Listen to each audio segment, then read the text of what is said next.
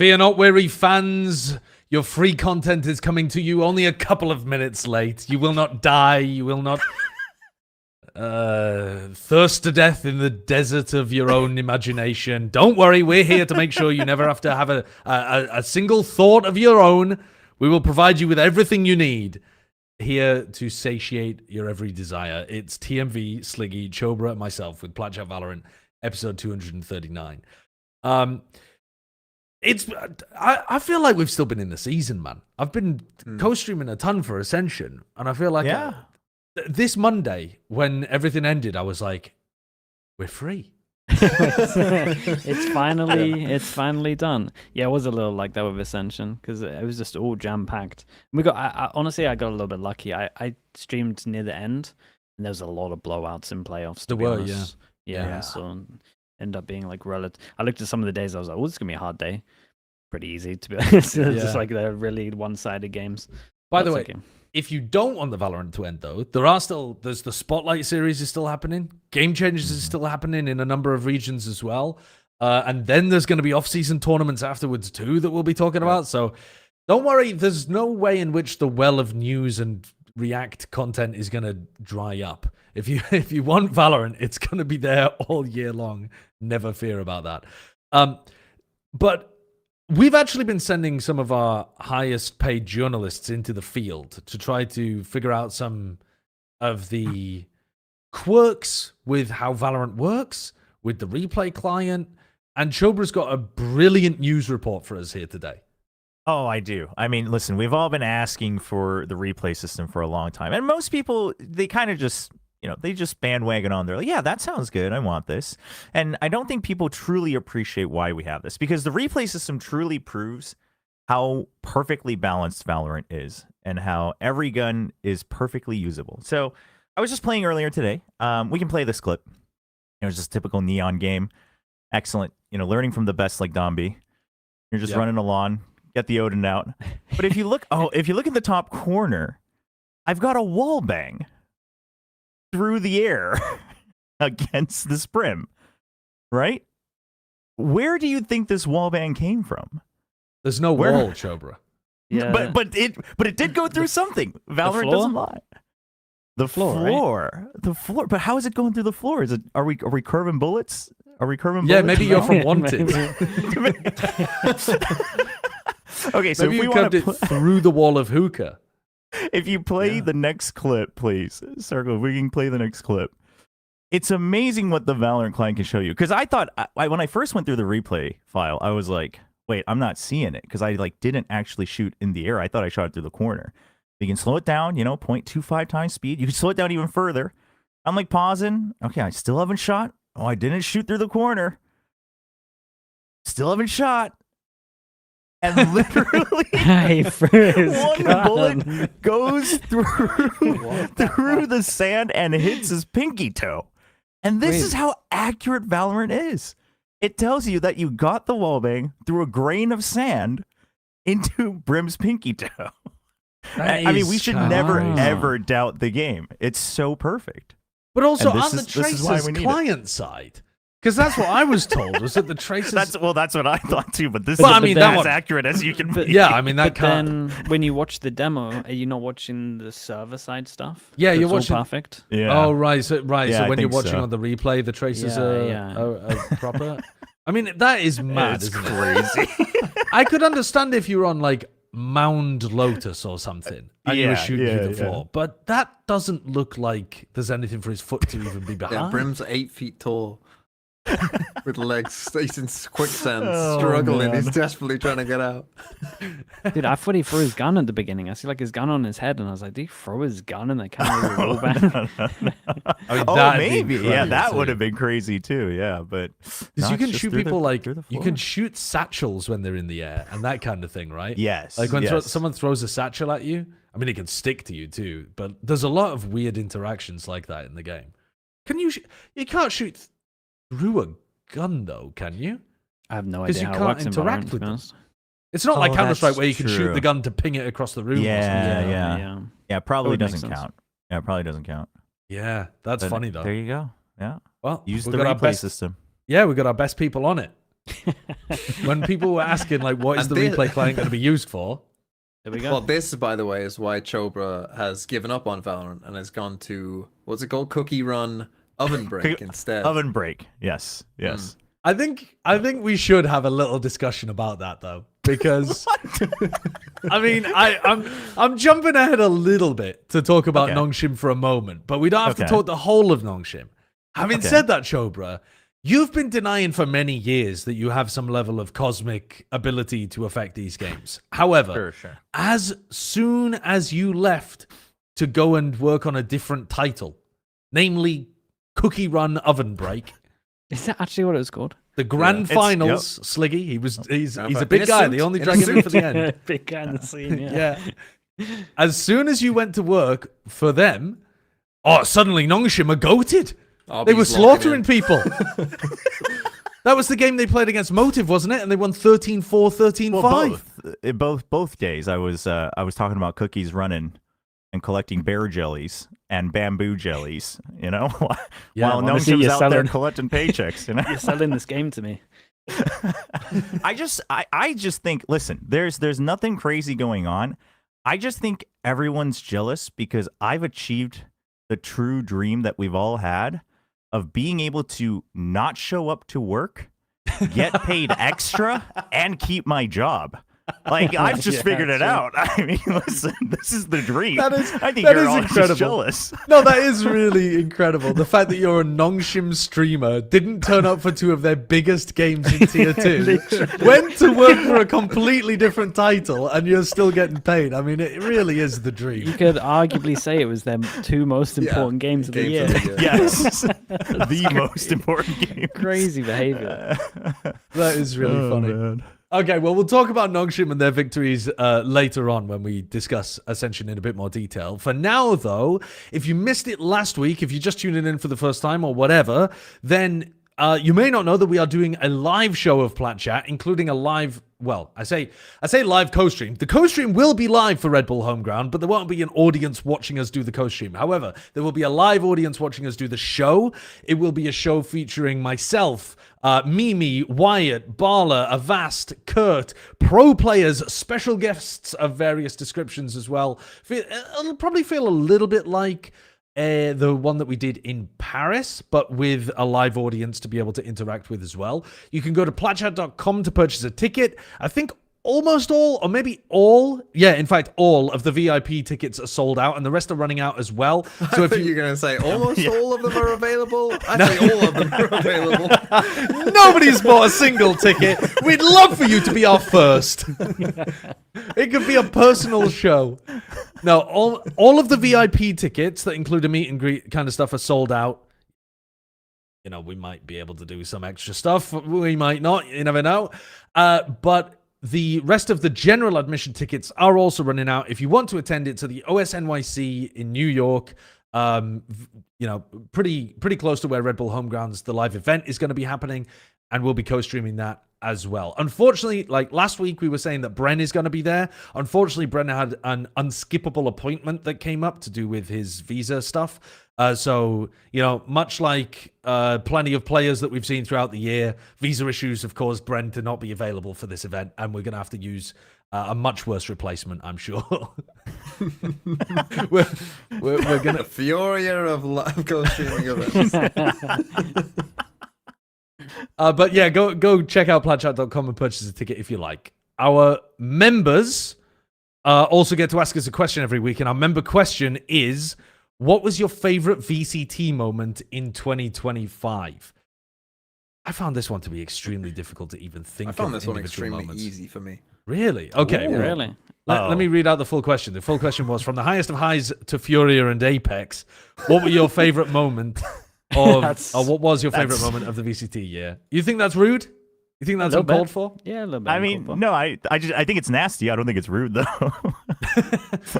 The Angel 1v4 in Haven was pretty comical, but I want to know what you guys have to think. That was a great one. That Angel 1v4 wouldn't have come to the top of my mind, but that was a fantastic play. TMV then, if yours was so easy, Well, what that is Angel yours? 1v4 was made better by the way I said there's no way he wins this. Why is he got a vandal and his teammate and then he won it. My moment is easy because it was Toronto Wolves beating Gen.G, which Oh, obviously okay. is personal to me. But Wolves beating Gen.G and the way that it happened as well, with 2 big comebacks coming in the map. I mean, Wolves obviously at that point were. I mean, like, you have to keep in mind that Gen.G at that point had like destroyed Paper Rex. They had destroyed basically everyone they played in that tournament. They were looking like the favorites, to be honest, at that point. And they're coming up against little old Wolves, you know, who have you know, on this miracle run, and then they were getting destroyed for the first half of both those maps, and then they, you know, Gen.G do what Gen.G do and mentally collapse completely. But yeah, well, that was just an insane moment for me, just like, because it was a genuinely at that, and then it became kind of real. Like, hold on a second, Wolves actually have a chance to win the event. Like, The once they moment- beat Gen.G, Yeah, it was let's actually go. like, hold on a second, they're now actually might win this thing. The moment So you it was just realized that you'd backed a potentially winning Yeah, horse by like accident. it was the meme had literally become real in front of my whole eyes. So yeah, that was mine, which is obviously quite personal to me, but that was a Mine's- great game, a great moment. Mine's a little similar in terms of like a run. Just the whole Paper X train run was just crazy for me. Yeah, I was yeah, like, yeah. I was thinking of this, and I was just like, there's only one for me, really, just because of how. I mean, I think it's one of the biggest runs, if not the biggest run we've had in Valorant, in terms of start to finish of like how they looked and then where they got to. Barely scraping into playoffs. Barely Yeah. starting Time into around. playoffs. Yeah. Jeez. Yeah, It was, dude, I did not big believe, story. but the bold, fearless conductor was there the entire time. True. Track by track, baby. Back by track. Chobra, what's yours? I was All right, laughing while TMV was talking Yeah. about it, because it would have been funny if we all just called out a match where Gen.G lost. It would have been funny if I said, "Oh, mine is actually Nongshim beating Gen.G to knock them out of playoffs." But mine is actually a throwback to kickoff. And I brought out the clip because some people might not truly remember it, but those who know will know instantly when you see what's going on here. It's Nongshim versus RRQ, which set the overtime Mega record at the OT. time. Yeah. Yeah. And Oh, Jemkin okay, just yeah. gets the double. There's the triple fade, and he just sends it and gets an instant ace. And I think it was just, first of all, it's iconic because you don't see the showstopper get that many kills in general, but also it was like part of that big OT. And that was kind of the moment where everyone else now, aside from me, started believing in RRQ, even though they actually lost that match. But, you know, It was a it gave- Chobra derby as well. It was This the was the Chobra Chobra derby, yeah, yeah. it was the Chobra Of course, derby he as picked well. this game. Two Well, beloved you've teams. all picked moments that are very personal to you, all tied to some way in which like you were rooting for them. I don't have anything this year for that kind of thing, so I've just You gone just for hate every team. no. You should say the day the T1 documentary was released. Is that what your best? Yeah. hate No, watch of the no, year? no, Your no, best yeah. hate watch of the year. No. I didn't even listen. Sliggy and you did a full React content piece to that documentary. I didn't even do anything like that on my stream. I didn't watch it on stream at all. No, my moment is just one that I remember from this Champs. I've got a very bad memory for these kind of things, but a big moment from Champs sticks out to me. Actually, When it's you met quite a fuck that. A moment from Champs sticks out to me because I wasn't working that day, and I remember being sat at home watching the game live, and normally when I'm sat at home just in my room basically watching the VOD as well, because I'm not even watching live, I'm like 3 minutes behind and then catching up through the round breaks and stuff. Normally it's more of a muted reaction to stuff, even if it's a great play. But this Frenzy 4K, was it, from Jorgamo on Abyss, actually made me... I was sat in my room and I went, holy shit, what the fuck is he doing? The control of the gun and the way that he played it was just beautiful to watch. The like tap, tap, tap with it up towards heaven, and then the way he swings out. I loved this play. I thought it was beautiful to watch. Yeah, it's a banger play. I think you That's picked a a good good one. one, to be honest. Yeah. I think one thing that goes, because it's the thing, the Bangkok Grand Final, Yes. like was this is the thing. It's kind of got forgotten because obviously so much else happens and it's a first Masters and all that. But I distinctly remember at the time going, well, this is the greatest Grand Final ever, and in my opinion at the time, like, it wasn't even close. Like, you got every map, the last 3 maps were all absolutely outrageous. There was so much that went on in those games. So I think, like, that I want to give an honorable mention for just being just a crazy fucking game. Yeah, that Arguably was the a great craziest one. of all Yeah. time. That was a fantastic one. It was. Unfortunately, that was marred for me by thinking, wow, what a fucking fluke. You're still doing it. Oh my god. Okay. Oh. Let's talk Pacific, the worthy winners of the first Masters this year. Let's talk about what they've been up to in Ascension. SLT. Now, am I right in saying that, Sliggy, you were bang on the money with the two teams that you predicted? You went for SLT and Nongshim making it through. Nah, I went for Nous. Oh, you went for Yeah. Nous. Did any of us go for SLT and Nongshim? I don't think so. No, No. I don't think so. Damn. Okay. Because, yeah, I mean, I guess Nongshim had to run it back all the way through the lowest, but plenty of us had SLT. In fact, I think all of us had SLT. Apart from you, right? No, I had except SLT for and me. I thought you had Boom and Nongshim. I had Boom No. and I had Boom and Nongshim. Ah, right. That was yeah. it. So it's Someone had Chobra. Boom Right. Nongshim. Yeah. Well, Chobra, I'll give the floor to you then. How were you so wrong? I mean, funny enough, I'm always wrong about the Korean teams when they play internationally because I always downplay them more than most people, and then they show up somehow every single time. But one thing for sure is that they were also on a big run in terms of like looking better every single match for sure. And I think that's something that we notice a lot, especially at Ascension, but also just a lot of lands is just like who keeps improving match to match, right? It really kind of comes down to that because you have the best of the best. Them changing their comp on, like Haven to bring in the Jet now just because they're seeing the comfort there, the double duelist, it's working out. Things like that where you're leaning into it. And you can tell also just, dude, the way these guys are covering for each other, it almost looks even better than like DRX Gen.G at times, right? Like that's something we praise DRX and Gen.G a lot about, of like covering each other's angles and being so tactical about their fights and trades. But these guys do it at like 2 times speed. So I was very, very impressed. I had to go back and watch it, obviously, because I was, busy talking about the best cookie runner in the world. But Who was the best cookie runner in the world? Kukushi. Kukushi was the best cookie runner in the world. He's Got bloody cookie in his name. He's got cookie in his name. But yeah, so I was very impressed. Funny story. I don't think it was the full 5, but this core actually played a show match at Champs last year in Seoul against Team I Am, which was the kind of like the new streamer team. And I remember they beat them. You could tell that these guys like were try-harding in that match. And Team I Am was already kind of dejected because they were like, we don't know if we'll keep doing it. And I remember asking them, like, okay, like, what can we expect? And I remember Cinder saying, like, we're gonna go all the way. Like, we're gonna go for Ascension, and that's what we're shooting for. And hey, Cool. he made it happen. Can I ask you a question about that then, Chobra? Because because I remember on the cast at one point, the casters mentioned like the SLT weren't even like fully necessarily the best team in career challenges. Like if you look at their results, they're losing to the academy teams, of like T1, DRX, Gen.G like fairly often when they play. So was this like no, they were always good, but those academy teams maybe are kind of like also insanely good? Or was it like they rose up kind of towards the end? Was it more kind of a... I think it's half and half. I think they definitely rose up towards the end. But I think if you watch, especially T1 Academy, because they were, technically the best team in Challengers Korea, and if you watch their matches, you can kind of tell. I think the biggest difference there is really stuff that you would see coming in as like a, I want to say this carefully, but like a coaching staff difference, right? Not to discount anything that TK9 does, but just in terms of like macro prep, like what are your set plays? Like how many set plays do you have? Things like that. I think T1 Academy was always super drilled on. In terms of like individual mechanics, when these guys are good, they're good. The FearX players, when they're good, they're super good too. I think they kind of all go in a circle there. So that's probably where that difference came through. But hey, I mean, listen, there's a reason I didn't have them as favorites coming into the tournament because I didn't think they looked this good before the tournament. So they definitely improved while they were at Bangkok. Yeah, I mean, it's valid. It is just crazy how good the Koreans are.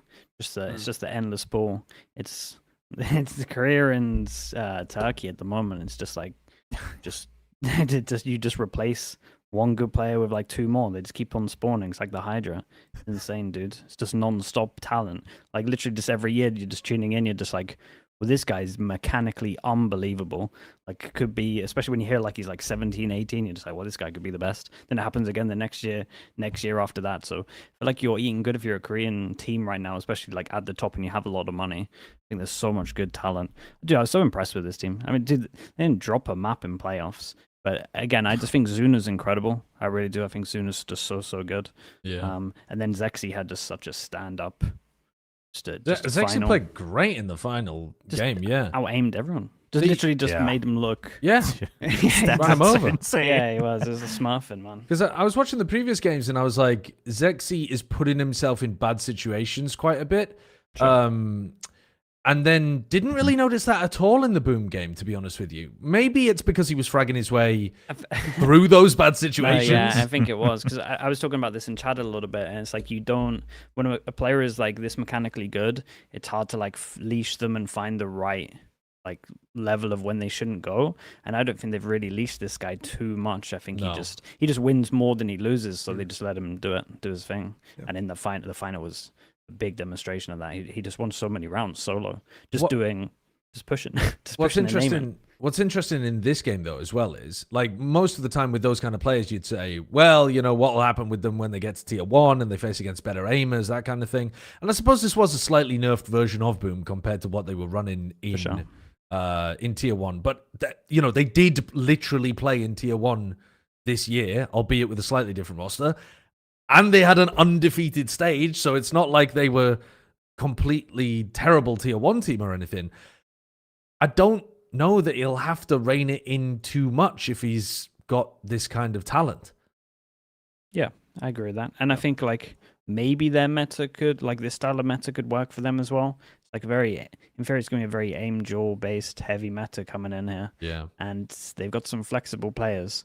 And I guess with the flexibility, maybe Zuna's my biggest question mark if they want to keep running like an actual scan initiator. I don't really know where teams are going to go with it, but it's a flexible team, and I think you have a lot of potential with double duelists, and they don't mind playing a jet. But I will also say, dude, we had Klaus on the Waylay as well. Dude, mechanically, both of these guys are really good on Waylay. Really good on Waylay. Mm-hmm. Like some of the, I would say some of the best we've seen. It was like a lot of, like it wasn't like the set DRX stuff. It was just like individual mechanics of this is the situation, and they've just done something like instant decision making that is impressive. And I'm like, oh man, they've really, like both of them really have the Waylay done. So that surprised me because it was Klaus that picked up last map, I think it was. Yeah, on Abyss, yeah. Yeah, and I was just like, Joe, man, let's see what he's got. And it's like, oh, okay, this guy's also an absolute like monster mechanically. Yeah. So yeah, they got some options. I think when you got, like, if you look at teams that you're expecting to how they will do in tier 1, I think I'd much rather have a team, and we basically got all of these teams, it seems like, pretty much, where you aren't questioning their aim. Like, if you look at a team like Apex, where it's more like, oh, they've got good strats. Obviously, they lost, like, you know, Kayak and whatever, so, you know, that was a big downgrade for them.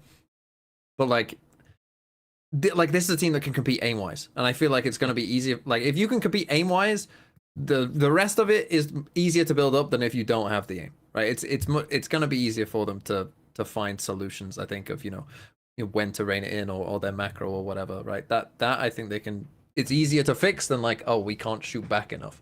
And this team definitely can't shoot back enough. And I think you're right, Sliggy. The Waylay play was like, they just didn't seem like, still even good players on Waylay seem to like make mistakes where they, you know, recall and they go 2 feet and they maybe die sometimes. Like, there was just none of that happening either. You know, they seem to nail their sat rates a lot of the time. They just had a very good understanding of it. And it's kind of interesting because, you know, it's going to be very Korea dominated. It's probably going to feel like next year Pacific, but this, I think, is a team that I'm excited for, at least, because like they do crazy stuff and it's fun to watch. There's got to be more.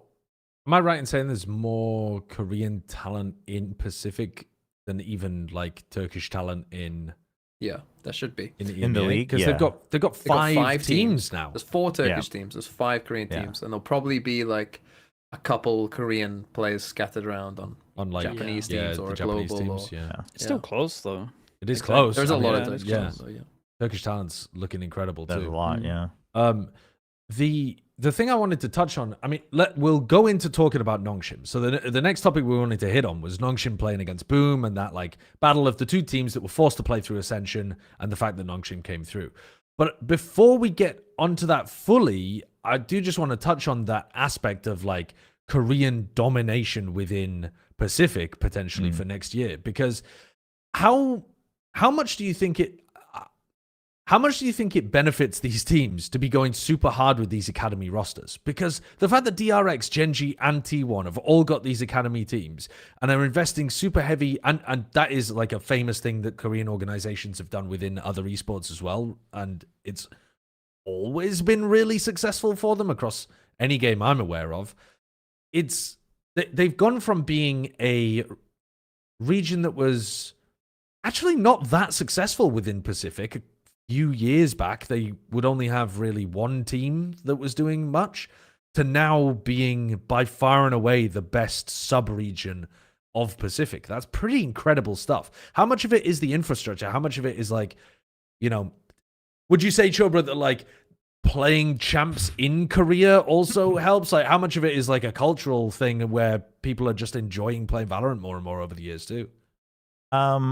So let's just get the elephant out of the room. Obviously, having a VCT league held in a certain sub-region is always going to be beneficial. Like, there's just no getting around that, right? Like, you're going to have easier scrims. Your academy teams, your challengers teams will have more scrims, more opportunities. The time zone's perfect, yada, yada, yada. So, like, that is true. But I think a lot of people, I think there's a bit of a knee-jerk reaction going on because of what happened at Ascension. But then if you look at Pacific, while it's not like any of the Korean teams were at the bottom, it's not like it was also always Korea in 1, 2, 3, right? Like, we saw the rise of RQ within Pacific, in fact, like actually always beating the Korean teams, like PaperX, still marking their, stake as the best in terms of trying to accomplish throughout the year here in Pacific, things like that. So, and then you have DRX rising back up at champs. So I think at the highest level, because I see this discussion come up again of like, should they separate Korea and SEA? And it's like, no, you combining this at the highest level is, I think, what helped everyone get closer in competition at Tier 1. It's just Tier 2. Yeah, it does suck. I think one thing people don't realize is it's not just academy teams, though. Like, Korea, like these orgs and also other third-party orgs have had so many actual just academies where, sure, some of them are probably a little, not proven. But, like, Nongshim has its own academy, too. And they'll have the Nongshim players, like, coach players individually, and then the coaches come in, and they'll also, like, train future coaches, and then they'll have dedicated mentors. Like, Silkanon used to be a mentor at Gen.G Academy before the academy system came in, of coaching FPS within the Gen.G org, and then he became a coach with SPG, and then now with Nongshim. So there's also this whole separate pipeline, and I think how much of that is available, right? Like, the country is smaller, so it's easier to get access to that. It's been around for longer. You have more options because they're all competing against each other. So it's good for business of you having options of, like, I want to go here because of some coach or because of that org, etc.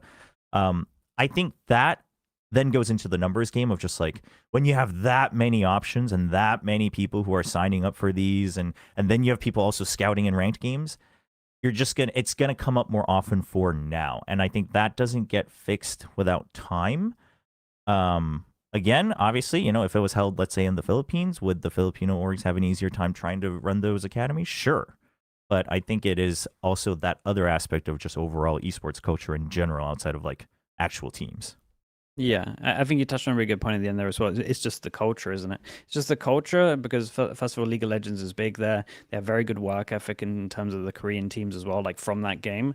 And then CS just wasn't big there. It was like it was such a open market, really, for like a big FPS game in Korea. Again, I don't know too much, but I know that it's not like the biggest thing in Korea to play CS. Like, there wasn't many like insane teams. There was a couple, but like it wasn't really like the biggest thing. So it was definitely like an open market. So I think they just kind of capitalized on that, and then you just got so much up-and-coming talent as well. Yeah, the other thing I think both you and Saisha touched on is also the younger generation is on the Valorant train in Korea. Because, like, now fully, like, we talked about this several times, like, every time each year. But just the other day, I was at a PC cafe, and literally anyone below 20 is all playing Valorant, especially the younger kids. Like, the elementary schools, it's all Valorant.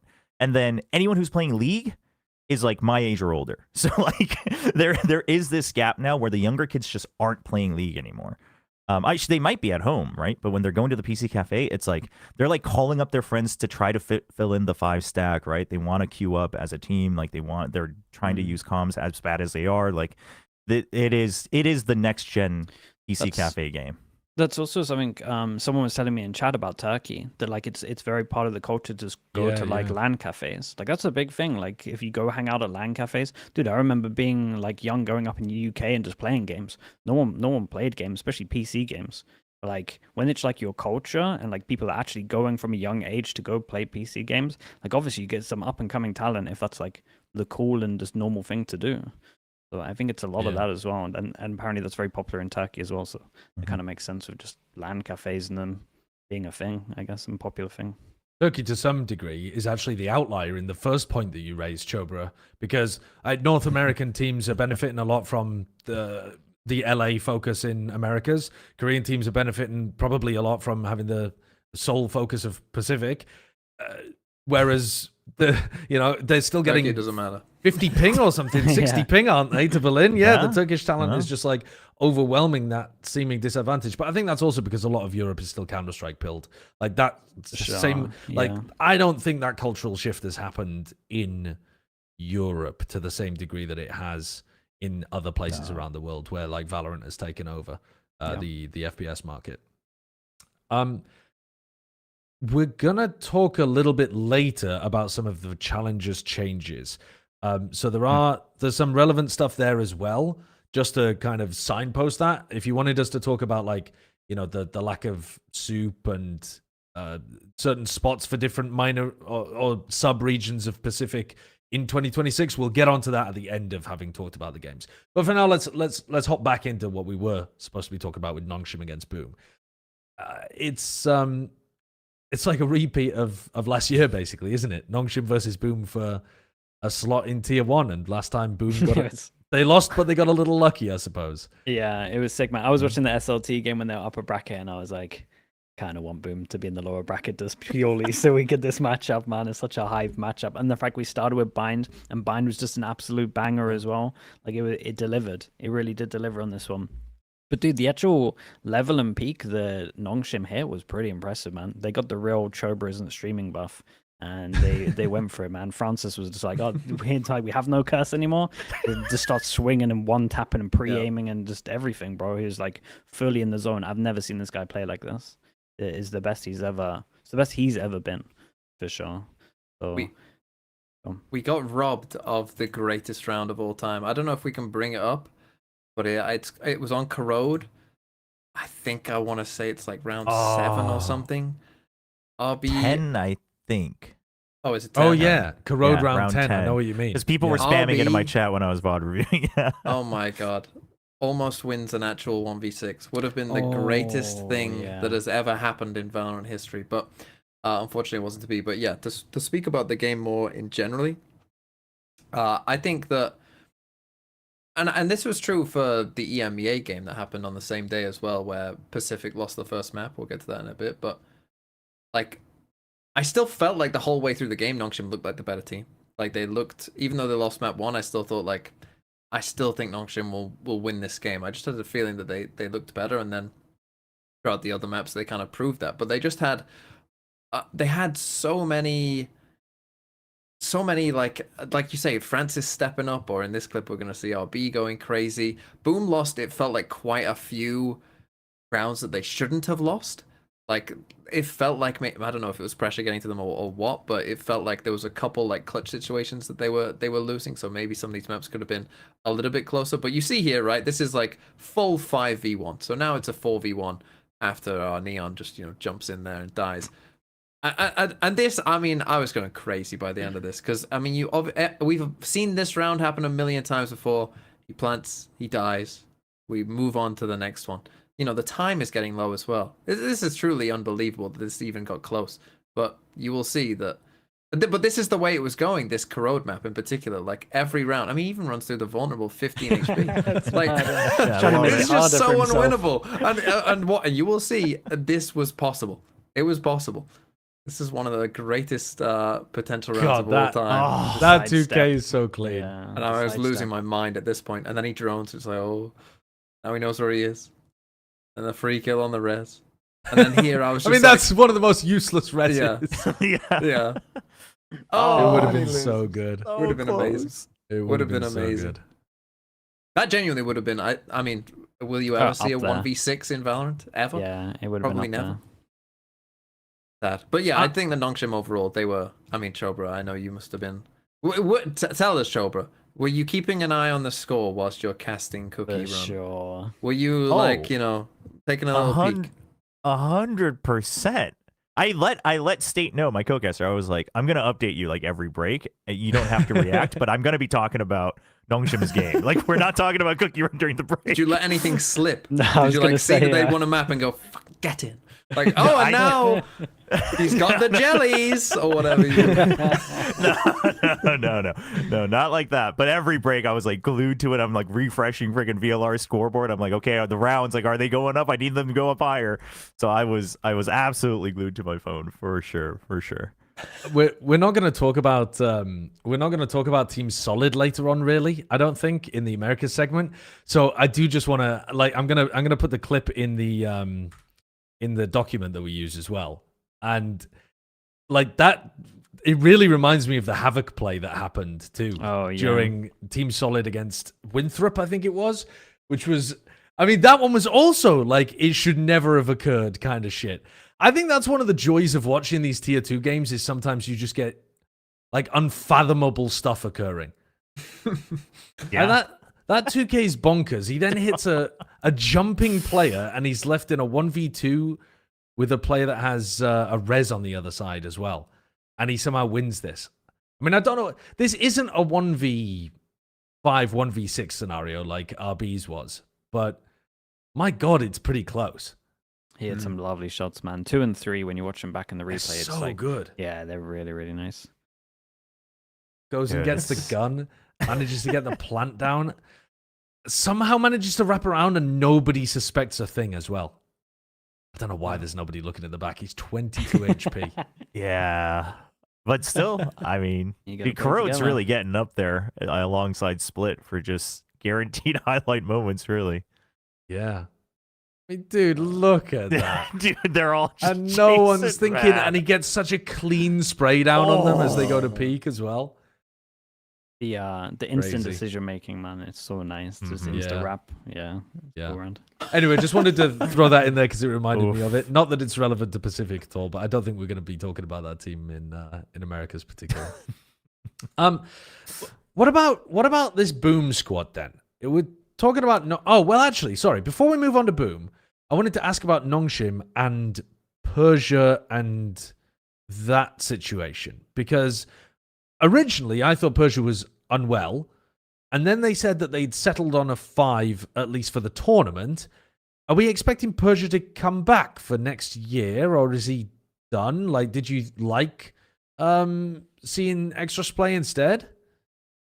I mean, for one, I was happy to see Extras play and that he improved throughout the tournament because he's one of those players where, like, when Nongshim announced that they were retaining this guy, even though he couldn't play for the entire year of 2025, I was like, yes, like, that's a good decision because this guy looked so promising. Like, he was the one who made it close between Nongshim and SPG last year. So I thought that was good. I was happy that he was getting better.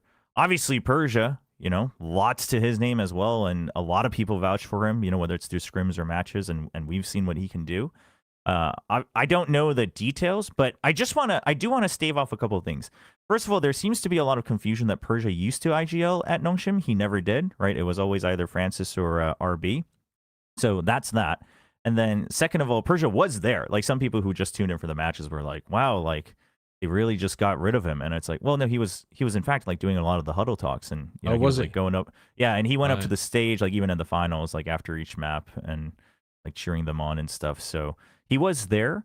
I Got don't a Carpe know what the Sylvan thing going on. Yeah, a little bit of a Until the Carpe documentary factor. The documentary's gonna hit, man. I'm the cameraman, actually. I've got all Chobras the autumn of the journal- piece. That's messed up. So I have no idea. I have no idea what the plans are. But I know that, you know, Persia was sick a couple times earlier this year too. So I think, you know, there might have been, maybe that was part of the factor, right? Like, if he wasn't feeling well, of like, okay, like, let's not overdo this. Let's make sure that you're feeling good first. So probably something that they'll have to discuss. But Yeah, I they mean, for sure listen, got, man. They got a Oh, no, go decision ahead. to make. Yeah, I was just gonna say they got a big decision to make because if you look at like his last 2 games, he was very, very impressive and just Yeah. confident. Just it's nice to see like a less experienced player just be ready to make the plays that he wanted to make as well. So it's definitely I got a decision to make, and I think it's a hard one, really. Yeah. Yeah. That's interesting. 'Cause I thought, correct me if I'm wrong, Joe, but wasn't Persia like the tier 2 farmer last year? Wasn't he Oh, like yeah. the insane Mhm. god last year? And Yeah. then in tier 1, it didn't quite really translate. Maybe he was sick, as you say. They didn't lose Yeah, a yeah. whole game in tier 2 as soon as they added Persia, and he was Yeah. the Yeah. highest rated player. Yeah, so he was. if he bulldozer could get through. back to that, I mean, because that's the thing. I remember thinking like coming into tier 1, like Persia's gonna be, the next upcoming thing. It didn't really happen as much in tier 1. I think with Extros, especially in those last couple of games, as you said, like he was very good. I still notice sometimes some moments of maybe like, and I just looked at his VLR page and like see that he has played a lot of different agents. I did notice like in terms of like controller player stuff, and like the other side of the map, like putting a team smoke like deep on the side or something. I was like, I'm looking at him with a smoke in hand. Like we need a smoke yesterday, like deep on the site, like those kind of things he could still work on, I think. But yeah, if he plays, I mean, it's the same thing. If you win a certain amount of aim duels just over and over again, and you're taking a lot and you're winning a lot, like you're gonna be pretty good. Was in those games. This was one thing to add about this tournament that I thought was interesting is because Nongshim played lower bracket final last and there was 2 spots, they gave Francis the MVP, whereas normally like the actual team that won the upper bracket would always win an MVP. So I thought that was kind of surprising. It's more just because they were the guy. Yeah, it is just recency. Just like, oh, he played today, played incredible. But I mean, he had an incredible tournament. I'm not saying, but I think there are people that have had more standout tournaments in different like teams that have come like second or whatever and haven't got an MVP. So I didn't realize they even handed out an MVP, to be honest with you. Yeah, I didn't. They did. Well, I just assumed they would have done it for the upper finals as well, and then I went back and watched, and I was like, oh, they didn't. That's a it's little just weird. One for the tournament. Yeah, that's very strange. Yeah. I mean, that's a good thing to flag, though, as we head into kickoff at the very least, because that's going to have a triple elimination format, remember, where it might function a little bit similarly to this version of Pacific Ascension, where you might Last not even game is, play like, third, fourth game. Yeah. Yeah, like your Yeah. final match might be a qualifying match, not the grand final. We don't really know. They haven't been clear about whether or not you're going to play out the rest of the bracket. But if I was them, I wouldn't even bother playing out the rest of the bracket. Like I think. But if it's a just play the 12-team quality tournament, games. aren't they gonna need a 1 seed? No. But you get your 1 seed. Your 1 seed is the first one through the upper yes, bracket. still So you have get it, one through the upper, one through the middle, and one through the lower. So you still have them seeded. They just don't Yeah. necessarily have to play against each other. Anyway, that's a decision for them to make, I suppose. Yeah, I don't think I- they'll do the extra games. Yeah, probably not. I also do want to call out that I do still think it was silly that the losing team of the upper bracket had to play second on their day Yeah. and then play another full BO5, potential full BO5 immediately thereafter, and had no map bans. Even though that would have benefited Boom more, I talked about it whenever this bracket first came out, even after we knew Nongshim was the lower bracket, that I think isn't good. Do I think that would have necessarily changed the result? Probably not, given how the games played out, but still, I mean, listen, putting them almost at a more disadvantage, I think, is a little messed up. Yeah. I think So there's that should definitely- change in the future, for Yeah. sure. I think when we're talking about BO3s, I don't really buy that you're going to be exhausted the day after Sure. playing a BO3. But when we're talking BO5s, I think it does make a big difference. Yeah, and I think this is the first patch where like the actual map bans have made a big difference as well, and best of 5s as well. So I think you're right. Yeah.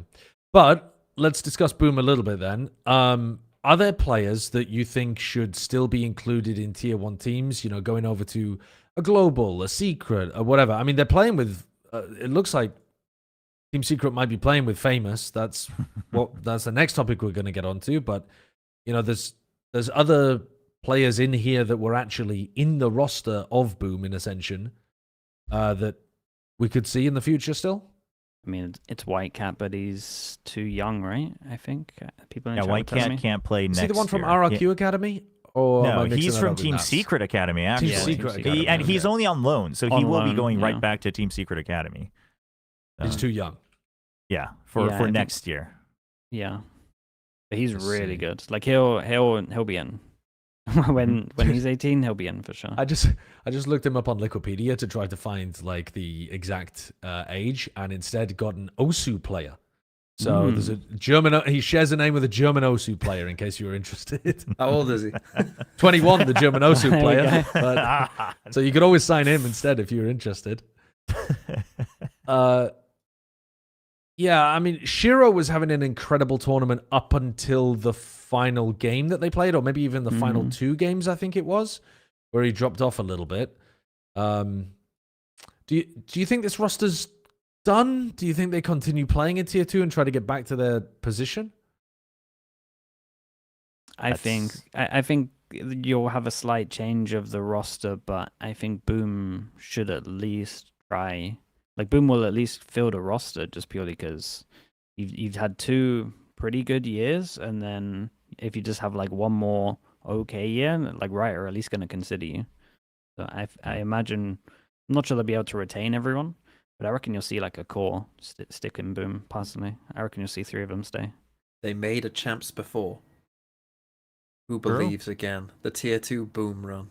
That would be Is sick. that, Yeah. Are they your new wolves? You just follow the beast teams. You just go from one wolf to the next. Yeah, Ulf, a big Ulf fan I am. Yeah, I mean, they could, for sure.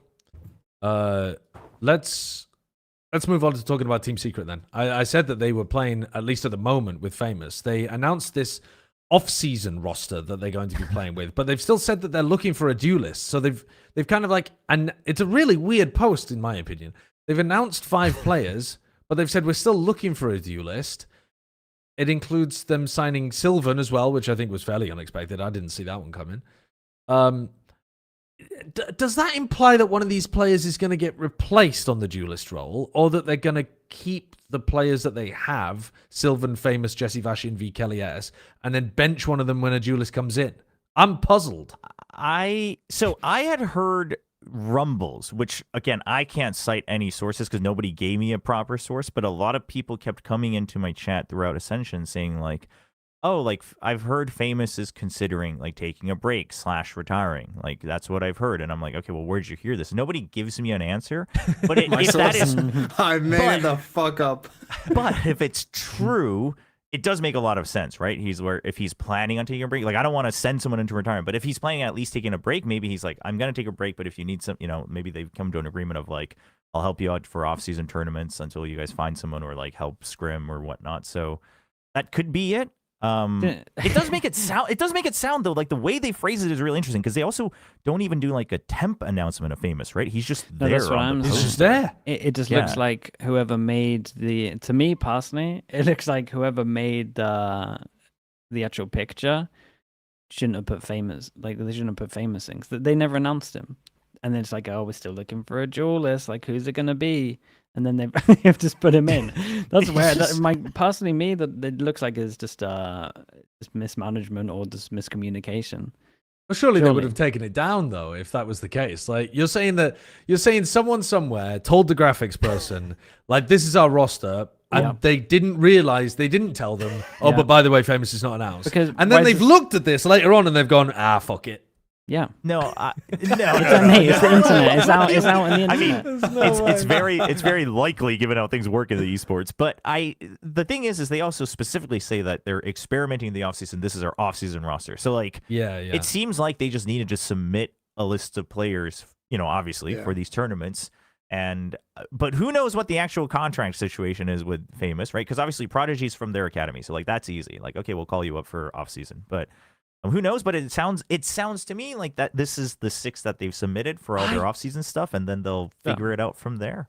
I'd be surprised if they stick with Jesse. Wasn't Jesse? I felt like Jesse was on his way out. Last year. I think he's just for off season, and then they'll probably. That's what you think. He'll probably help. We're make looking the for team. our new duelist. We've already got him. Dude, he's coming in as the new Waylay, man. He's gonna be the new Waylay. There are some interesting pieces elsewhere. Like I feel like they haven't used their import slot, have they, with this team? Like there's not that one's still completely open. There are some players that are hanging around from God, like let's do the Americas weirdest. in Let's particular. get Kesnet Team Secret for the weirdest roster move of all time. I mean, that one's It would insane. fit That the one is bill. nuts. It would fit the bill. But like, I don't know. I'm thinking like Mitch or something to Team Secret as a caller instead of Jesse. And then Well, you should pair that also up with the know- Duelist? That they've also already played a match today Oh, against Zipto. They did lose, but Wait, who Zipto played? also has like Zipto has some banger Great. players as well. No, but Envy was seen playing Yoru. So maybe I Envy's can't- also going for a shot at the duelist. Right, slot. just I'll, I'll- as well. I'll do it all kind of vibe. Yeah. Yeah. I can't even see this on VLR. Where are you finding this? Top Oh, there end. it It's on is. VLR. Yeah. Streets are talking. Oh, right. I see. Yeah, I'm looking Well, at the recent results and didn't yeah. see it.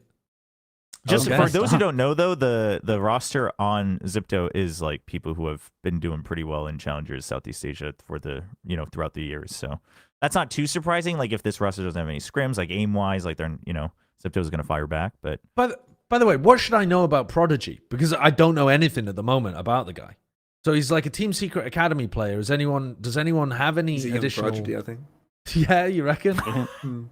He's from Might Vietnam be. as well. You Yeah. can tell me Yeah. his full name, although you can't Yeah. pronounce it. Any further stuff that you want to tell me there, TMP? Stats That you from haven't these just 3 days. scraped exactly his, from TMP? raised rating in the past 60 days is 1.34. Holy shit, dude! You're so tapped in. You're Yeah. so tapped in. KD is 1.55. Hold on, this guy might be insane. Dude, he's frying. He's frying. So basically, we don't know anything about the guy, but he might be pretty promising. He fried in the past yeah, he 60 was days. playing with. I think he was right. He was playing on Rapid Lo-Fi with Suka, who I also believe is on Team Secret Academy. So they were the Vietnam representatives last year. Suka is a veteran within the Vietnamese scene, and then Prodigy was there. And I remember him being pretty decent, but not something where I'm like, this guy's got to get picked up on every single team. Like not that type of deal. But I mean, I'm he looking did at play there. I'm looking at what he was doing. I'm just scrolling back through his VLR page again because I'm an absolute fraud and don't know the guy. I'm looking at the Southeast Asia split that he played in with Team Secret Academy, and he was playing smokes. He wasn't even playing the duelist. So, Yeah. and he No, wasn't a he's particularly he's a high smokes player, I fragging smokes believe. player. Yeah, but presumably he's going to be like fighting for the duelist spot on this team, is he? Yeah, Because that's what they got Every- him running on in the offseason roster. Yeah. everybody Looks like wants it. to play Interesting. duelists, man. Intriguing. Maybe they shouldn't. It's too much. It's too much pressure. The path is to start as a duelist and then go to a smokes That's player, true. Yeah. not the other way around. Did you see, by the way that they were tagged up? Did you see the goofy names that they were tagged up with? It's- And that's how people figured it out early before it was fully announced. With the, It with made the it look like names. I was trialing for the fucking team. Oh, okay. Yeah, I saw that. Yeah. Sasha. Dude, it's so funny. Why are you in there? Yeah, I'm looking at it like, what? They're It's so trialing. good. They were using the names of Kenny S, Baby J, Sideshow Bob. I don't like that. Mostly That they sounds were like using. you started an org and Bob is playing for your org. Yeah. Mostly they were using the names of goated players, but then they also had Baby J in there. So Oh. Wow. Damn. wow, just a little twist. I mean, the artist formerly known as Baby J is actually a great player, but that's not his name anymore, is it? It's Inspire. True. Inspire. True. Okay. Let's talk Gen.G. The Gen.G fans were very concerned, anxious, stressed during this offseason, I'd say. But it turns out there's nothing Like to worry 2 about. days. Yeah. Nothing to worry about. Pretty much. Yeah. They did something similar last year as well, but always that contracts running out. Yeah, it's Yeah. just when the contracts expire, they post Yeah, like a they big just- thank you. They Maybe just let Fnatic them could learn explore. from that, because if they'd said thank you on the 20th of October to Chronicle, then there wouldn't have been the drama with Vitality. I'm excited to get into that later. Oof, yeah, I'm let's excited save to that get for into later. Oh man. But yeah, they're the I guess you still have a core, right? Munchkin's still AFK. Who knows what he's doing, but I think especially Texture, I think, was like the biggest one, right? Obviously Munchkin as an IGL and like Karon as like the Gen.G prodigy, but Texture was also I would have been kind of concerned for Gen.G if Texture didn't rejoin, just because I feel like he was such a big part of their character, like both in and out of the I can game, see right? that. Their branding and their fan base. So like that would have had a bigger impact if they had like everybody leave and Texture. It's like, okay, well, we know some teams that are doing that where they're just getting rid of everybody who had a fan base for their team. So I don't know if that would have been good for Gen.G. But so happy to see. I'm happy for Gen.G. They now have 4 players on the team, right? It's only Munchkin that hasn't re-signed officially yet. Well, technically, So- Lakia as well hasn't re-signed because he was part of the roster, just hasn't played. Yeah. He was part of the roster. What the is same this way. the goat. Yeah, the Lakia Valorant. Yeah, very true. Very true. Very true. I wasn't expecting him to play over Ash, but you're right. Very true. I think we've already talked about Munchkin before, to be honest. But Yeah. we're just expecting him to re-sign, right? Yeah, So, for sure. As long as he doesn't fuck up his paperwork, says Chobra. Yeah. Yeah.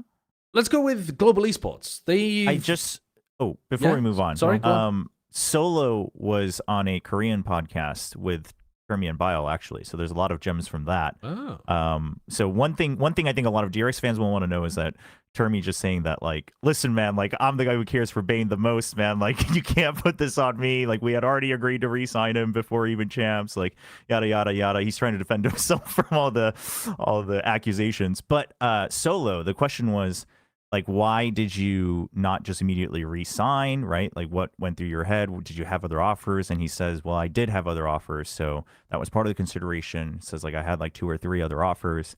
And he said, and so they were surprised because he didn't ever post looking for a team. So, like, these were people who were trying to get him on as soon as the contract ended. But then they asked, so, like, what made you decide to stick with Gen.G? And he was like, honestly, I thought about it a lot. And at the end of the day, he said the biggest thing was actually the support from the overall fan base of Gen.G, because obviously the team wanted me, and I liked the team and I liked the players. But when I was considering, like, other practicalities, what made the difference was, like, but this Gen.G fan base around the world has been rooting for us as, like, a whole team. So if I'm going to do another year, then I might as well do it with a team that I like and that the fans like, all together. So he just kind of gave a shout out to the fans, and it was all very sweet. Oh, that's so sickly sweet. I'm choking on the sickly sweet, wholesome nature of that For God's answer. sake. He's driven by a love of the fans. And then they gave him a big bag of money. Yeah. Let's talk Global Esports then. Global Esports have the report coming out from Sheep Esports is that they've released Yoman. Now, Global's a bit of a weird team because they've essentially done a rebuild every single year, right? Yeah. And this was the first year where we were looking at them and we were thinking, well, you've actually got a really decent starting position to go from here. Unfortunately, it looks like they might be losing, because the rumor that I heard as well was that Crystal might be heading his way over to Carmine Corp too. I don't know how substantiated that is, because again, it was actually like it came to me in a dream type shit when I was trying to ask people for the origins of this rumor. But I think they've still got enough pieces to be all right with here. Sure. I think it's just kind of wait and see who else gets signed. Dude, it feels like Pacific are very late in terms of, like, giving info out. Yeah. Or I guess it's not even You need info. I everyone guess it's to like the get the team rumors. secret graphics guy there. Yeah. Who's just like, this is our team. Yeah, By that's the way. true. I guess there's just less people that talk in the region because there's no, like, rumors. All the rumors are from the Western area. Everyone's just chatting. Yeah. Stop chatting. True. I mean, I think if you Stop chatting, we wouldn't have a job. We'd have to talk about Ascension for 4 hours. Yeah, that's true. I think if you keep, obviously, Yudotan, right? That's like the big pillar for the 2025 roster that they had. Mm-hmm. And then they keep, 2 out of the others in any combination. I think you have I think you have a potential roster to build on. Obviously, they didn't prove themselves this year, unfortunately, but we'll see though, right? Because like you said, a lot of teams already seeming to make up their minds, and Ascension is over now. There are some prime candidates, right? For instance, like if you wanted to get a new Smokes player, maybe you could get Wayne from Motive, right? Like there's a bunch of different options. So maybe they wanted to wait for that. I honestly have no idea, but I just want to throw it out there. What if Yoman goes back to Gen.G as an IGL without Munchkin? Says Munchkin was holding me back. I'll run it back with the Yeah, roster. To be honest, Okay. the only thing in my head this whole time has just been, yo man, there's no need to feel down. That's just been going on a loop in my head as soon as you said the word yo man. And I don't know why. Well, I do know why, but yeah.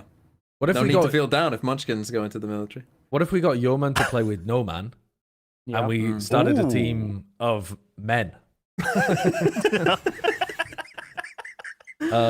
We could put him with Superman as well. Yeah. Superman. And then we can Yeah. change Sushi Boy's name to Sushi Man. Yeah, I mean he's Okay, grown yeah. up. Yeah. There you go. Yes, growing up. Yeah.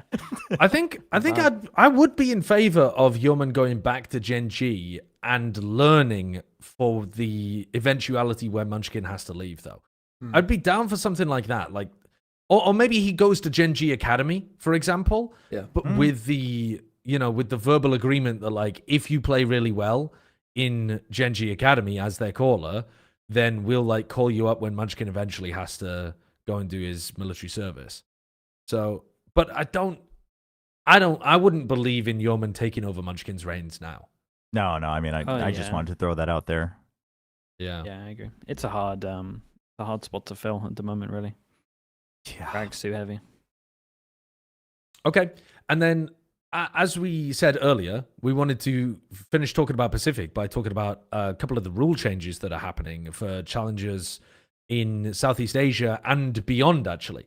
So, challengers SEA, if you're unaware, if you've been living under a rock, they kind of killed it. They made it completely exclusive to SOOP, which was the rebrand of Afrika TV. And that meant that people didn't really tune in to watch. You couldn't particularly co-stream it, because if you wanted to co-stream, you had to have a SOOP account, which, again, no one was going to tune in and watch, really. And it led to the death of many different organizations. Lots and lots of orgs in Southeast Asia pulled out because the viewership wasn't good enough for them to be able to sell to their sponsors. And now they've decided, turns out that was a really fucking bad idea, guys.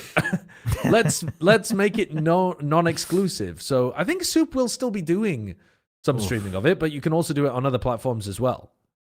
Is that correct? Probably. I didn't Surely. actually get to listen to the full segment looks like or it. the press conference. Yeah, but I think SOOP most likely. I actually probably they don't actually 100% know who's going to be running it yet. They probably just have talks so far on verbal agreements. Right. But I mean, I would imagine that SOOP will still always be an option, right? No matter what, they'll always bid for at least having something on there.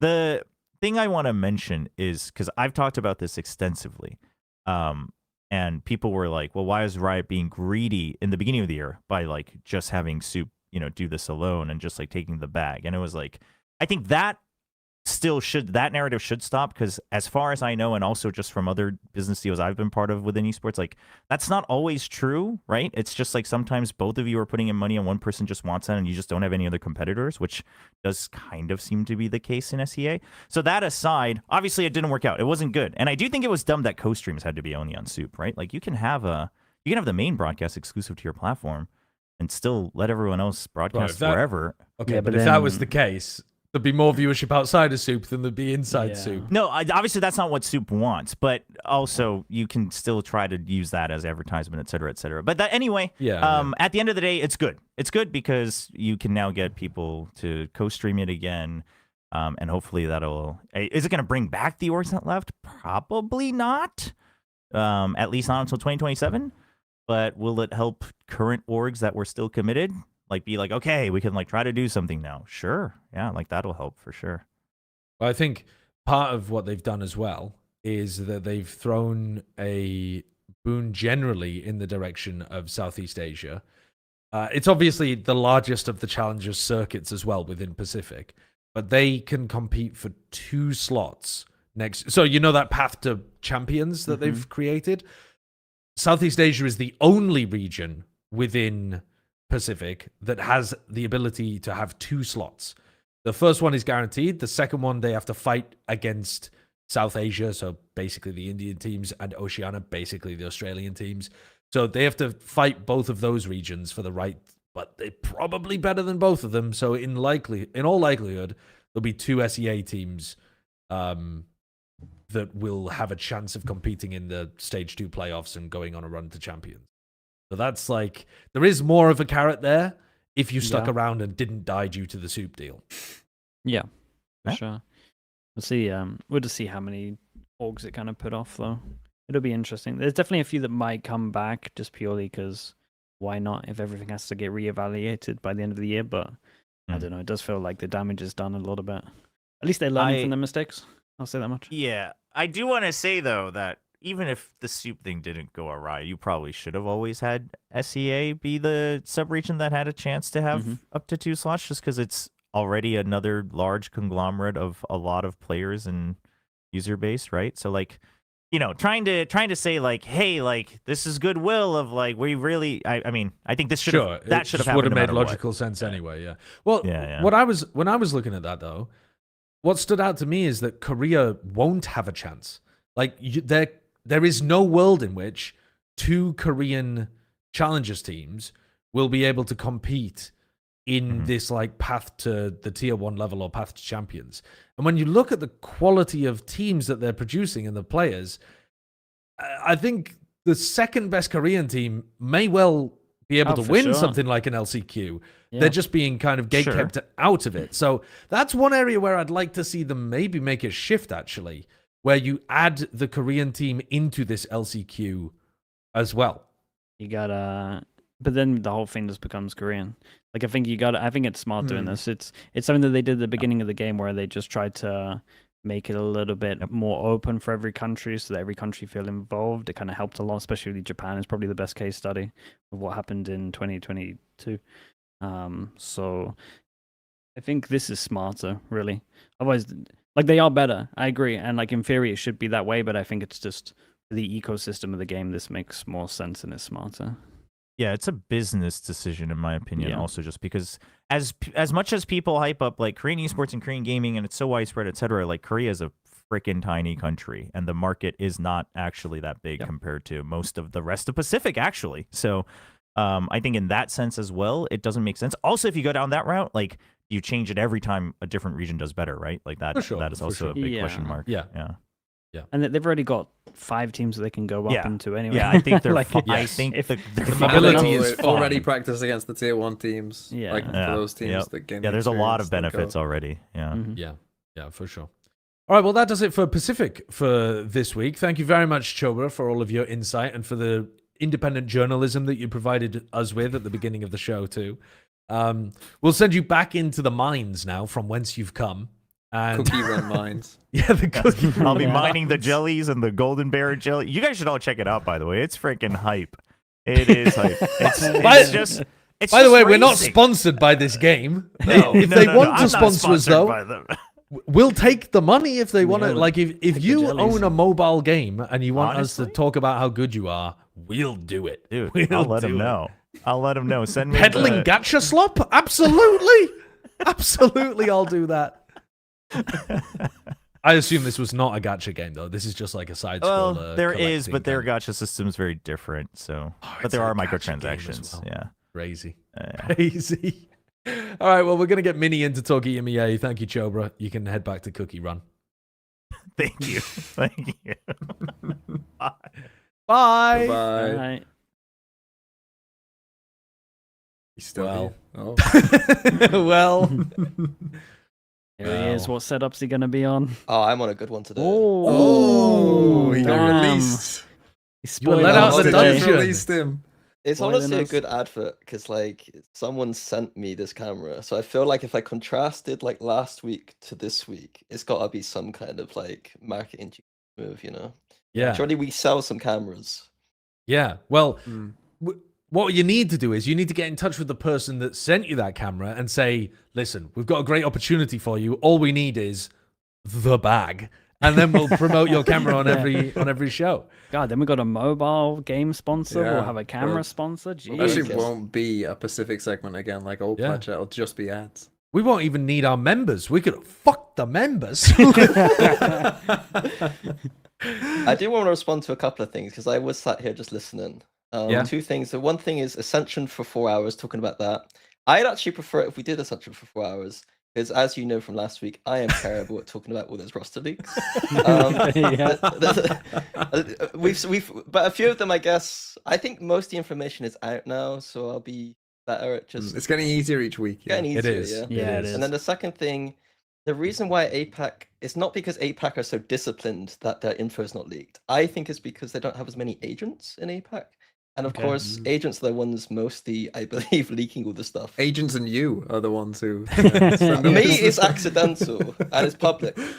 So like, I'm not going behind anyone's back. That's it's just true. We my can facial pinpoint it. reactions aren't very good at kind of disguising myself.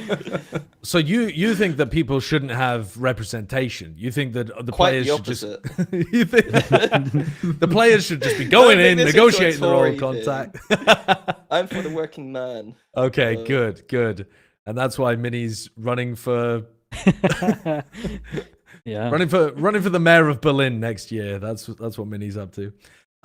Yeah, well, let's get cracking with Ascension talk then. If Minnie wants to go nuts with it, then let's have it. The two teams that I think most people expected to win did in fact win. My punt on mandatory completely failed. They were in fact the only team to not win a map out of all of the final matches that we saw, I think. So Ulf first, they've qualified to VCT EMEA and they spanked 3-0. One of the things I love about this format, and mostly I hate this format that EMEA used, but one of the things I really like about it is that Ulf and BBL Pacific are both super confident, kind of shit-talky teams, and because they didn't play against each other, they can both claim to be the best team of this tournament. Oh yeah, that's true. And so Yeah. when they, like, if you could schedule both of these teams to play week 1 opening game, that would bang. Because they're going to talk their shit. They've got the storylines coming in from here. It introduces the EMEA audience to the new players that maybe some of the main EMEA audience didn't watch Ascension. I feel like the narrative is there ready to be written.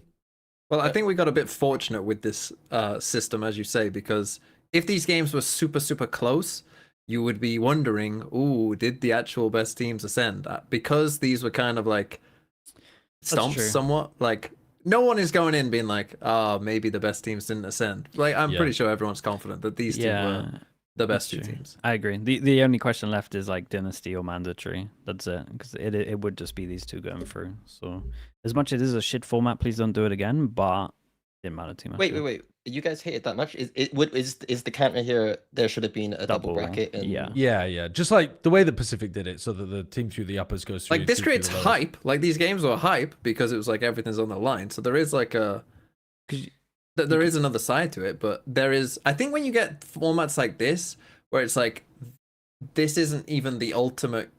I guess it is the ultimate goal for the tier 2 orgs, but like it's not like the actual end goal. I feel like you always want the best teams going to Masters, right? You don't want to feel like, oh, actually not the best teams are going to Masters because of the format. And there would have been a world where, the way the groups worked out, Ulf play Pacific. Well, and yeah, you're left it wondering, would have actually been really easy. Ulf could have played one bad game in groups, for example, tripped up against Dynasty, let's say, and then you would have been guaranteed to have an Ulf versus Pacific semi-final. And I think that would have left people with maybe a bit of a sour taste. I mean, would it be a bit of a sour taste? Because you could always argue, well, Ulf shouldn't have lost their group stage game then. Yeah. But I think having a single elim semi-finals like this is cheap, but a little silly. But it worked out. Yeah, It's anyway, outdated. it It's worked out. outdated, but it worked out. This would have been a horrible tournament, though. I think if we went through that format, though, wouldn't it have felt like way worse in this instance? In In the this sense- instance, for sure. I Because agree. they would have Yeah. slapped everyone, you mean? It would have just been more days of just unfun. Yeah. Yeah. But if it was of BBL Pacific, like in the matchup with single yeah. elim, then it would have been hype. Anyway, the reality was it was actually a very entertaining and quite short tournament, and so it was nice to just get like some bite-sized looks at these teams. Ulf, though, to focus in on them, we did talk about how good they were in the previous week, and to be honest, it's not like we saw much more of them because they just came in kind of battered mandatory and then left. But my eyes were mostly, when I was watching Ulf previously, on Echo and a little bit on Ordaz as well. And I feel like I came out of this being extremely excited about SOP.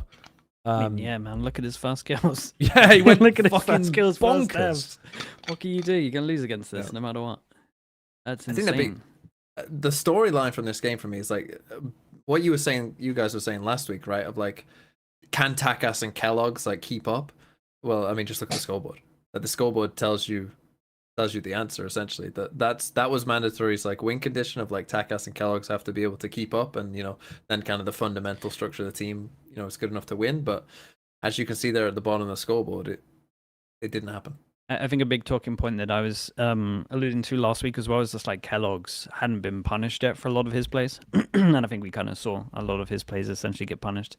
I mean, times where he like tried to TP out against other teams, he wasn't getting aimed down.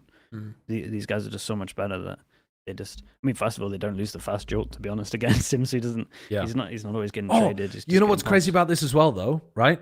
Look at Takas, and in terms of his first kill to first death. Now, I know that TMV just made the point, can they keep up?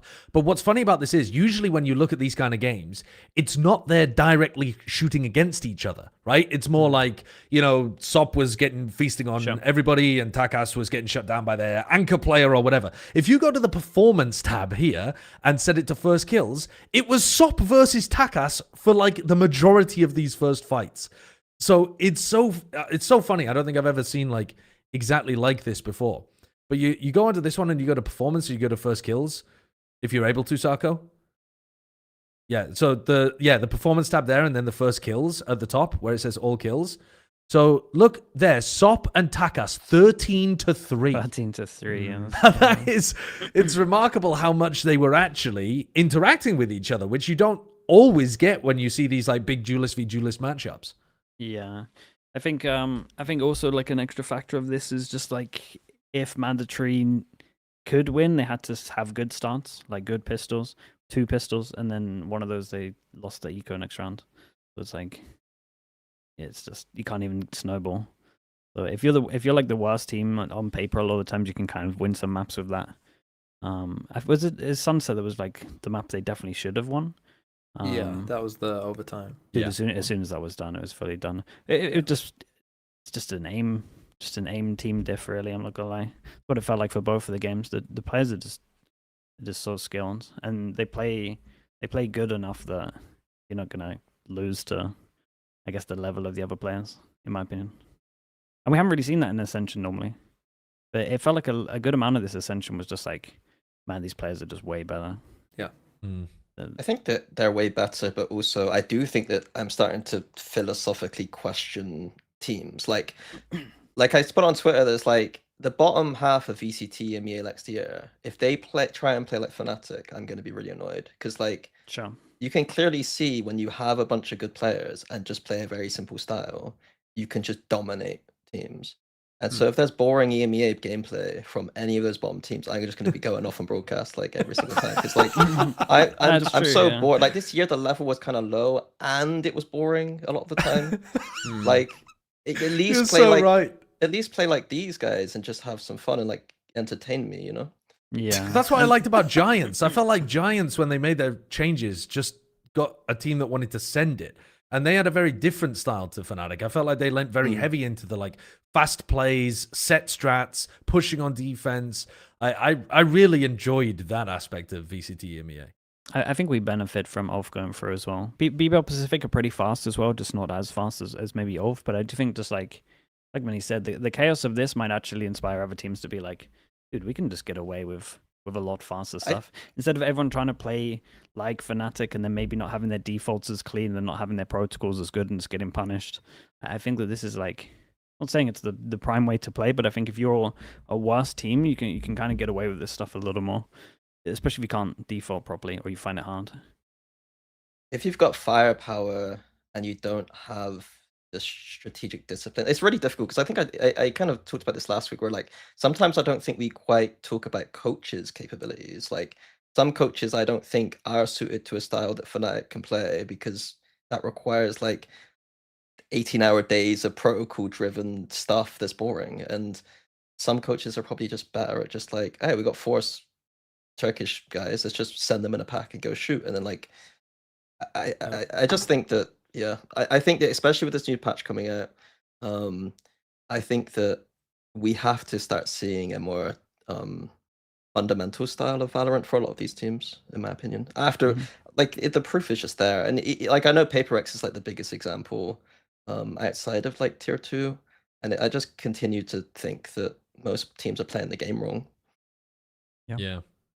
Yeah. God, man, he goes to Paper Rex, and his mind just gets. If I was coaching, I wouldn't want to coach that like that.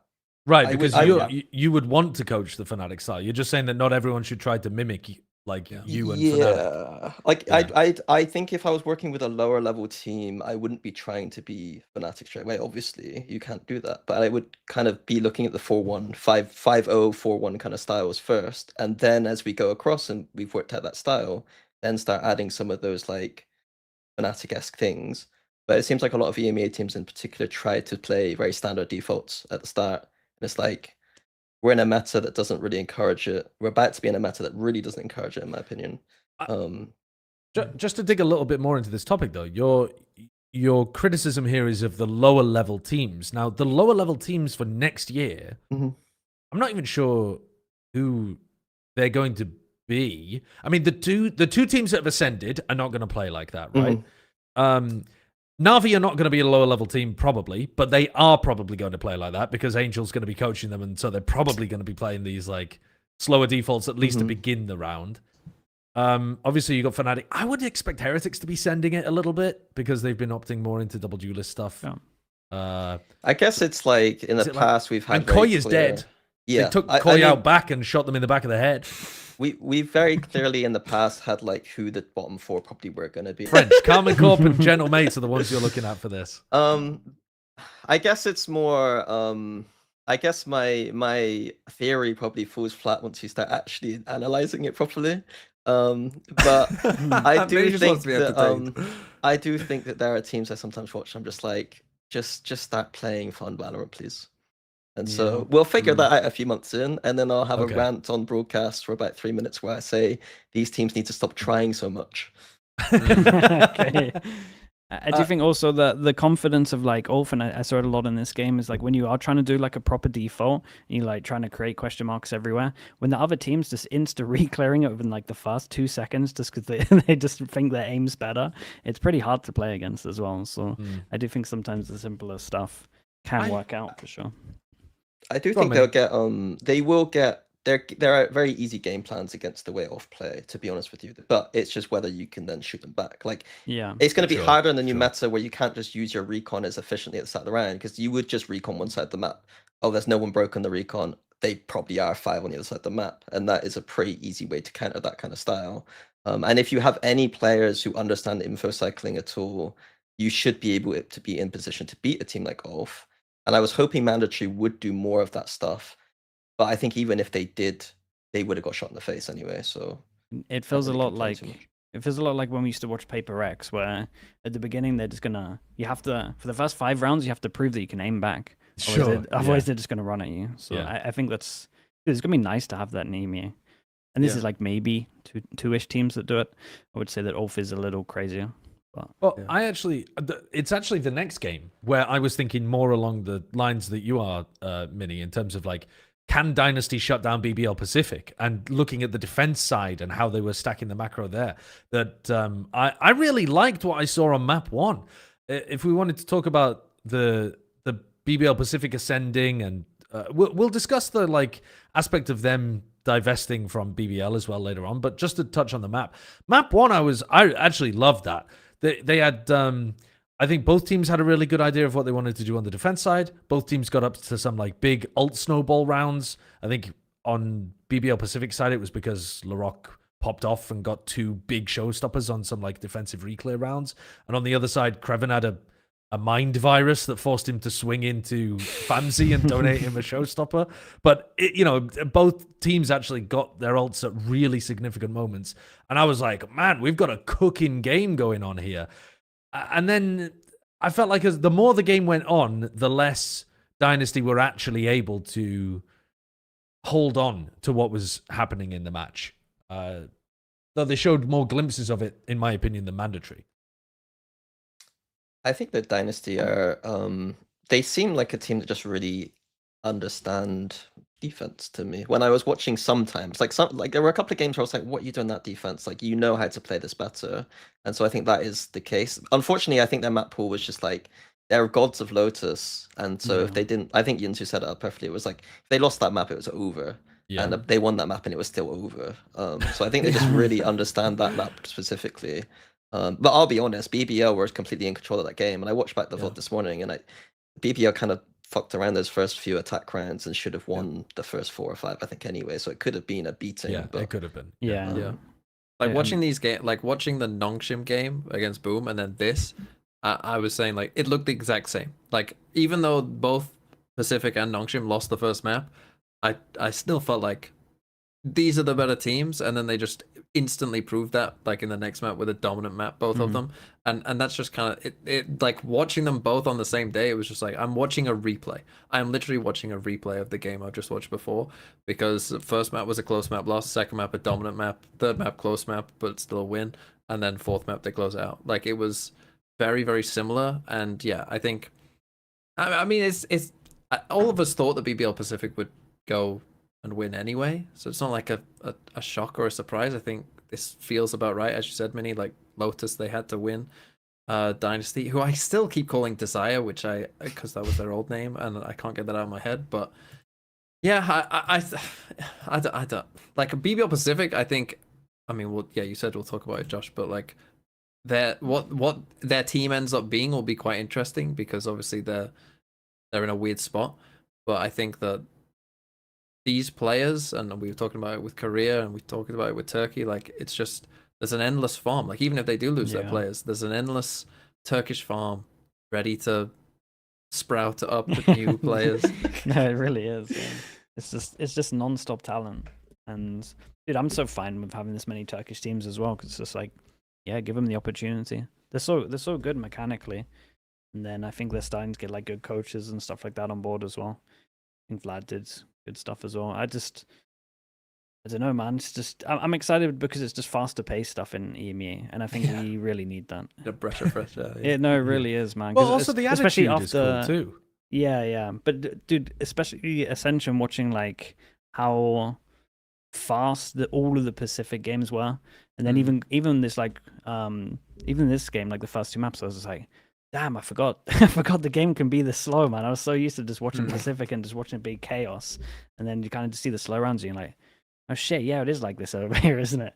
So I'm happy. I'm happy with the qualifiers. To be Next year, Fnatic versus Ulf is going to be like, the 2 attack sides are going to be like such a massive swing. Fnatic are playing even slower because of the initiator changes. Yeah, they're walking into sides with 10 seconds left, and Ulf are just sending it every single round on attack side. But I think fuck, what was I going to say? Another thing I want to say about Ascension in general is that I find it interesting, like that it somewhat reflects where the game maybe is at. Like last year, if you look at the teams that ascended, some of them, it was a lot of neon abuse. We were in like the neon abuse phase of the game, and I feel like a lot of the teams who ascended this year, are like heavy aim teams, right? We got like the heavy aim teams all kind of ascended this year, which maybe is kind of, and especially with the new patch as well, maybe a direction we're going in even more. Unlike obviously last year, neon kind of got nerfed before we saw Terra take over.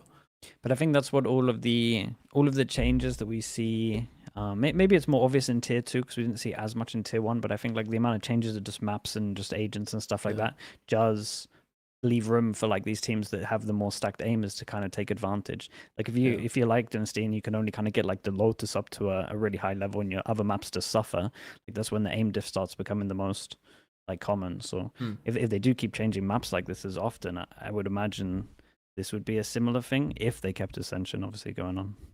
And to touch on the idea of BBL Pacific playing against BBL, they do have to get... So a lot of people were asking, how come BBL Pacific can play in Ascension, but, for example, Leviathan Academy can't, or like Gen.G Academy can't? And the reason is somewhat a bit of a technical loophole, but does actually have a practical reason as well. It's because that they're an affiliate team, not an academy team. And you might think, well, what the hell is the difference? But I think Sideshow breaks it down for 2 hours. Well, no, I think the practical difference is if BBL get out of Pacific, they still have people to run the Pacific org. Whereas if Leviathan get out of Leviathan Academy, they've taken all the staff with them. So I think that's the difference. Isn't the best way of thinking about it like they're a big sponsor, like Visa Crew? Just imagine it as Visa Crew, but instead of Visa, it's BBL. Instead of But Crew, it's Pacific. they're also like they also in some way like hold their contracts or have the right of first refusal for the players or something that they. Are you sure? Are you That's sure? what they said. The guy Yes. on he Twitter said that. Oh, I don't Now- know if that's true. Yeah, I think he's probably misphrased it because I don't think they would legally hold the contract. But I could imagine him phrasing it like that when what he means is in the players' contracts, like the main team has right of first refusal for the players or something. I don't know. Maybe he's just straight up lying on the I internet. don't know. I've heard something obviously behind the scenes. I've heard that like I don't think it's as clear cut as that. Sure. I don't think that sounds right to me. I don't think Riot would want that personally. But I don't know, to be honest with you. I don't think there's been much clarity around this situation. Yeah. But they will be playing as Pacific, from what we understand, in Tier 1. So, do they get completely picked to pieces by the main BBL squad? Because that main BBL squad, what are they up to? They've lost a lot of their talent to Vitality. I don't think that Loiter or Larocque would be happy. I think that the Loiter and Larocque are like the players that everyone's been talking about the entire year. Yeah. So if they were to leave this team, they are not leaving for BBL, in my opinion. They're leaving for a much bigger project. Yeah. Yeah, makes sense. I haven't. I heard should much from the smile BBL there to camp, like yeah. give our stuff away, but I actually don't know anything about those two players. Yeah, there might be a clue in there, but I it don't just think feels there ominous is. when you say it. Like, Yeah. I mean, a lot of people were speculating that, like, Larocque would be a good replacement for Chronicle, for example. On Yeah, they were, weren't they? Fnatic. They were speculating that. smile, man. I genuinely, sincerely, after Chronicle, I didn't know anything else about Fnatic. I know who they've been trialing a little bit, but Yeah. I don't know anything. So good luck to you guys. He's been PR He's learned trained from since last week. week. He's doing fantastic. been training. Yeah, but I think Just Loiter leave is for this incredible. section. I think Loiter's. I would like to see this team play as is, though. To be Yeah, honest. of course. For sure. I mean, to some degree, they have already lost a key player because Comeback got picked apart like from the squad last year. I think that's something we didn't really touch on. Is that Lovers Rock? I thought was going to be a kind of middling replacement for Comeback, but he was, even that final was like popping off a lot. Like he surpassed my expectation. I think he played better in the final than elsewhere, though, didn't he? No, I was tracking the stats through the tournament. He was very high up throughout the right. tournament. I think that overall, I think that Comeback is going to be the player that in a few years' time we might be looking back at more so. But I think that doesn't take away from anything from what he was doing during this run, in my opinion. Yeah. So I was quite happy with that. Like, I was a bit worried for him, but definitely not after this tournament. Yeah, I think my only worry is like Rose's fragging, but I would say his mid rounding in this final was very, very nice. So I'm not worried about the calling. It's just the classic IGL thing of, can he keep up? Who It's do like my you guys worry. think will be better? Like, assuming that the two teams stuck together, who would you think would do better? ULF for me personally. Oh, really? Mhm. BBL bashed ULF every single time they played, don't they? So I They would might just have. presume that BBL would be better just because they're better players, I think. Okay. I want to watch Ulf play more though, because they're more fun. But Yeah, might be that. Should I- Might be the bias Full of that. fun arc. I guess I'm expecting Ulf to be picked apart less than BBL. I still think, like, if I keep calling him BBL, what I mean is Pacific. But I think if Pacific can avoid losing players, because it's not just the main BBL team, like, you know, if Fnatic extends an offer, if that is a thing, it'd kind of be stupid to say no, I think. Even though you love playing with the team and you have done for so long and that kind of thing. There are just some squads where wouldn't say no. you'd be daft to say no. Yeah, you just wouldn't. So assuming that Ulf stay together a bit more, maybe I would expect a bit more from them, but who knows? I still think it should be an amazing, like, week one, day one, match one matchup. I think that would be so fucking good.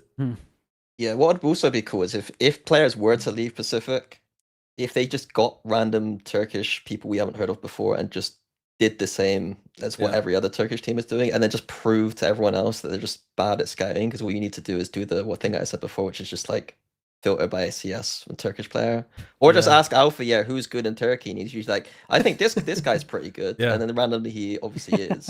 I was co-streaming this tournament, and I think it was Shire that was saying Orgs just need to hire somebody that wants to play ranked at a high level in Turkey, and you just like you just that is your entire scouting mechanism. Is just you play ranked with Turkish players. And ironically, if I was on Fnatic, I would be just asking Alpha a lot of questions because he has a good sense for, like, there's been times where I saw a player with high stats and Alpha would be like, no, that guy's a noob. And then people on the opposite side, and he'd be like, no, this guy's really good. And he would end up being right about 6 months to a year later. And so I think that Alpha should be untapped by Kojo a little bit. Agent Alpha. Let's Mini, you're allowed to talk about it now. Oh, yeah? Vitality Chronicle is a thing. He's Are we rubbing his sure hands. that Mini wasn't working for the Vitality Twitter account? Okay. I mean, they shot themselves in the foot with, I know we'll get to that later maybe, but Well, let's talk about it now. Let's go drama first, and then analysis of the actual roster move second. Sure.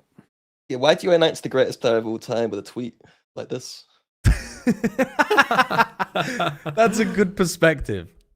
I like that. Okay, I'll go from the other side of it. Like I get that they had to do it fast, and I think the Kojo tweet was the thing that kind of kicked it all off, right? And I think everyone who knew about the Cron move, maybe before Plat Chat, I think we probably dropped the ball. I think maybe the 1 pixel mini was a little readable, but I do think that I would say under 20% of the scene knew about this. So to kind of jump all of the rumors and post something, so you get a majority of the like impressions from the person that you just signed, I personally think that's okay. And I think when the person complaining about the rumors is someone that is essentially egging the rumors on by doing crosses and ticks as their tweet to get things, I think it's a very one-way road to then complain about it. I think that's fucked up. I think it's a two-way street. I'm personally, I like Kojo a lot.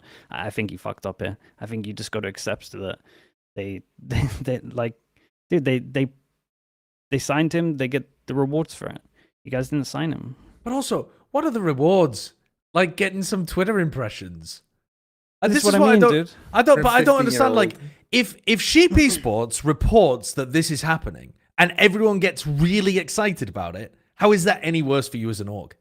Like, it's not. You're not monetizing the tweet. I think as well, I think Sliggy, like something that I was thinking about recently is I don't think we appreciate, I think we live in that Twitter bubble of like thinking that most people will know. I think that I think that like there are very few people, even after Sheep Esports leaks something, 90% of people who are going to look at the Still also don't announcement know. video won't know. So I just think they shot themselves in the foot personally, because Dude. it's like if they did a banging video after Sheep Esports does something, it's gonna fucking farm. Sure, I agree with that as well. Like it would be better, but I don't think there's anything stopping. Like Fnatic's main argument is that they wanted to release a video of them saying goodbye. You can still do that. Yeah. I But don't also- really understand any of the arguments. So, like the only thing I get is that Chronicle deserves to have some kind of video for leaving and Joining, getting picked up. But this whole thing where you're essentially arguing over tweet impressions, Yeah, really It's should be so- Chronicle who's fucking annoyed, grow up, if anyone. dude. Well, but it's also just so no one cares about it unless you're inside the org, in my opinion. Yeah, Like, dude. like the average person doesn't care if they hear about Vitality Chronicle from Joe blogs on the street or from Plat Chat or from wherever. Like when they know, right? It's like if to some degree, when things are being reported, they're so often correct that sometimes you don't even bother to wait for the official announcement to like think it's complete fact to begin with. So Yeah, but I just think think I have most a of the problem with stuff doesn't that matter. because it's like I do think that again, like I said, I don't know any League of Legends moves that happen from leakers and stuff because I'm not in that space. But as soon as Faker goes somewhere, or as some big player goes to another team or whatever, Faker's the worst example possible. But Yeah, you do hear about if a that. big player goes to a different team, I'm gonna know about it from the official announcement. I'm never gonna know about it from you think? Uh, I mean, me. Yeah, because I don't know. Nah, like I don't know. I don't know League of Legends I don't that know well. basketball at all. Yeah. Really. I'm telling you, I'm not hearing about basketball stuff from the official sources. I'm hearing about, ESPN reporters dropped a bomb and suddenly everyone's discussing it and it's blowing up on, major news sites. I'm I not think hearing that- about the official source. I think that sports works very differently to the point where that is the whole game of sports, though, isn't it? Like, isn't it? That's a very different. We're comparing a very different thing. I imagine if we looked at the impressions for any announcement video, it's gonna be 100 times the amount that like cheap esports gets. I mean, I would assume Sure, so, but that I also don't is think spread it across matters. like Reddit thread and stuff like that. I don't think it matters. I think everyone's just making a fucking mountain out of molehill. It's tweet impressions. Who gives a fuck? You can do a late video. It's cool. Do a late video. All I'm saying say is I goodbye think to say hello. Vitality It's messed okay. up a little bit because they could have made this into a big sure. thing for a thing that is big. Oh, If yeah. If I'm a marketing person, I'm like, we announced Hey. the greatest roster move Yeah, yeah. potentially of all time with a picture. But I'm Yeah. not. Yeah, I'm Like, not really I think arguing. that's not like the thing. Yeah, I the agree. drama stuff is like whatever. He- Like I can see why Kojo's a bit annoyed. Like you've been having like a discussion about this thing for a while, and usually one team gets to you just coordinate a little bit. This is probably the respectful professional thing to do. I personally wouldn't have done what Vitality did. I think that it is a tiny bit like off, but as you said, like who cares outside of that? I wouldn't then go make a tweet about it, probably complaining Dude, about it. I would be think annoyed. Sam Matthews is the name of the guy that's the CEO of Fnatic, right? And He was getting railed. I Yeah. mean, some of the stuff he was posting though was atrocious. I mean, this was fine, I suppose. He was also talking about the fact that it was only decided in the last 24 hours, but this was, when was this tweet posted, Sarko? If you're able to scroll down, was this 25th or something? Yeah, 25th. So Karon had actually been a free agent, like had no ties whatsoever to Fnatic for 5 days at this point. So like, you know, there'd been That's pretty, but I didn't know the context of that. I mean, that changes some of my opinions. the contracts end October 20th. That's the official end date of the contract. So he's got no official ties to Fnatic. He's just a free agent. He's literally just a free agent. So like, you know, if you want to say goodbye to the bloke and you think that there is a decent chance you might not be able to keep him, maybe put the videographer on it like a week back instead. Do the Gen.G. Gen.G post the fucking goodbye and then they sign them a day later anyway. Like they do it. But yeah, you're right. Like if the contract's going to run out, get working on the goodbye. I'll be honest, you've convinced me. I've been convinced. The It debate gets is worse over. because didn't he reply to this and be like, "Oh, we didn't even offer him anything anyway." Like, didn't he? Didn't he reply? I think his reply, Sam Matthews' reply was that it was our choice. It was a hard choice. Then But then- fucking accept it. Dude. But no, Why it you- wasn't. But it wasn't their choice because he then says later on that like we decided not to give the money. Yeah, opportunity cost, which basically my friend. that is business. That is just business speak for. Bruh, we didn't they- think it was worth the money. Yeah, dude, we didn't want to pay for him. That's not your choice. You couldn't compete with the That's money being offered by crazy. Vitality. That is imagine- not your choice. Imagine being cheap and then getting annoyed that someone else has signed a player in the way that they've announced it. Like, are we okay It over is here? crazy, man. Fucking crazy, dude. It is funny. But Children. But the thing is, I didn't care at anything at the beginning. And then the more that they start talking about it, the funnier it gets. Okay, now let's talk about the move actually as a move. Vitality get Chronicle. They said they won the offseason. I'm glad they said that because I love it when they put pressure on. Because last year, Yeah, what could I go was wrong? purposely putting a bit of pressure on that team because it's fun. Yeah. Like I know, Oh, yeah. I know what it felt like to have a super team and have everyone be like, "Oh, Bosa Mini won't win anything anyway because they're noobs." And then just like obviously now I'm in a position where I just get to be that guy, and I'm going to be being that guy. Oh, yeah, If but they don't win deserve it. trophies, they are fucked. Oh, yeah. Dude, we did that last year as well on this thing. We're just like super team. But last year might have even been more of a super team on paper than this one. Now, I think this one might be Sure. built better. Maybe this one is like a smarter build, but I think like you just read the roster out and your emotional reaction to the names on the paper, I think is probably bigger last year than it is this year. Now, some of that was a bit weird because like Safe wasn't on his main role, so you probably shouldn't have thought as big about Safe as like, you know, had he been on Duelist where he was a true superstar. But this one, you don't have less involved. They're playing 9v5 apparently. Jeez. I mean, they really need to be winning trophies then. But would you call this a super team? If it has the roster, let's assume it has the roster of Durka, Jamppi, Profek, Sayonara. Let's not worry about who's playing for Sayonara before he comes in, and Chronicle. Yes. You don't call would? it a super team. No. It's two superstar players with like a well-built team that makes sense. So that it's- Like if they were, It's a super team, so come on. Oh yeah, bro. okay, sorry, Come on, I forgot. it's a super team. Sayonara's been sat there earning the fucking vitality paycheck for because he's so good. Like I know that he's maybe not got experience, but like he was supposed to be the player, like generational talent. Like forget about all the teams we're talking about like Ascension. Like he's supposed to be better than them all by like far. Like he's Yeah. supposed to be the king. Fnatic were trying to butter him up for a reason, you know what I mean? Like so I think that like he's on the same level as like superstardom levels. So you got Chronicle and That's Durka, three. two What of about the other two? the other two. Jamppi's been around for ages, and like I don't know, like he's been to say that like him is like an IGL. I think Profek's the only one that you could probably say isn't in that category, and yet I think he's the one who is going to mesh with that team and do everything fine anyway. Like I have no problem with Profek.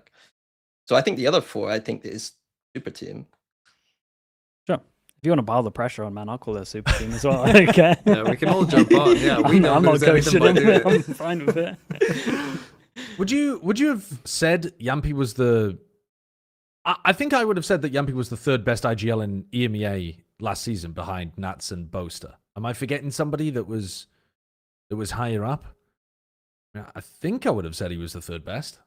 Yeah, and Boo would probably be the argument, I guess.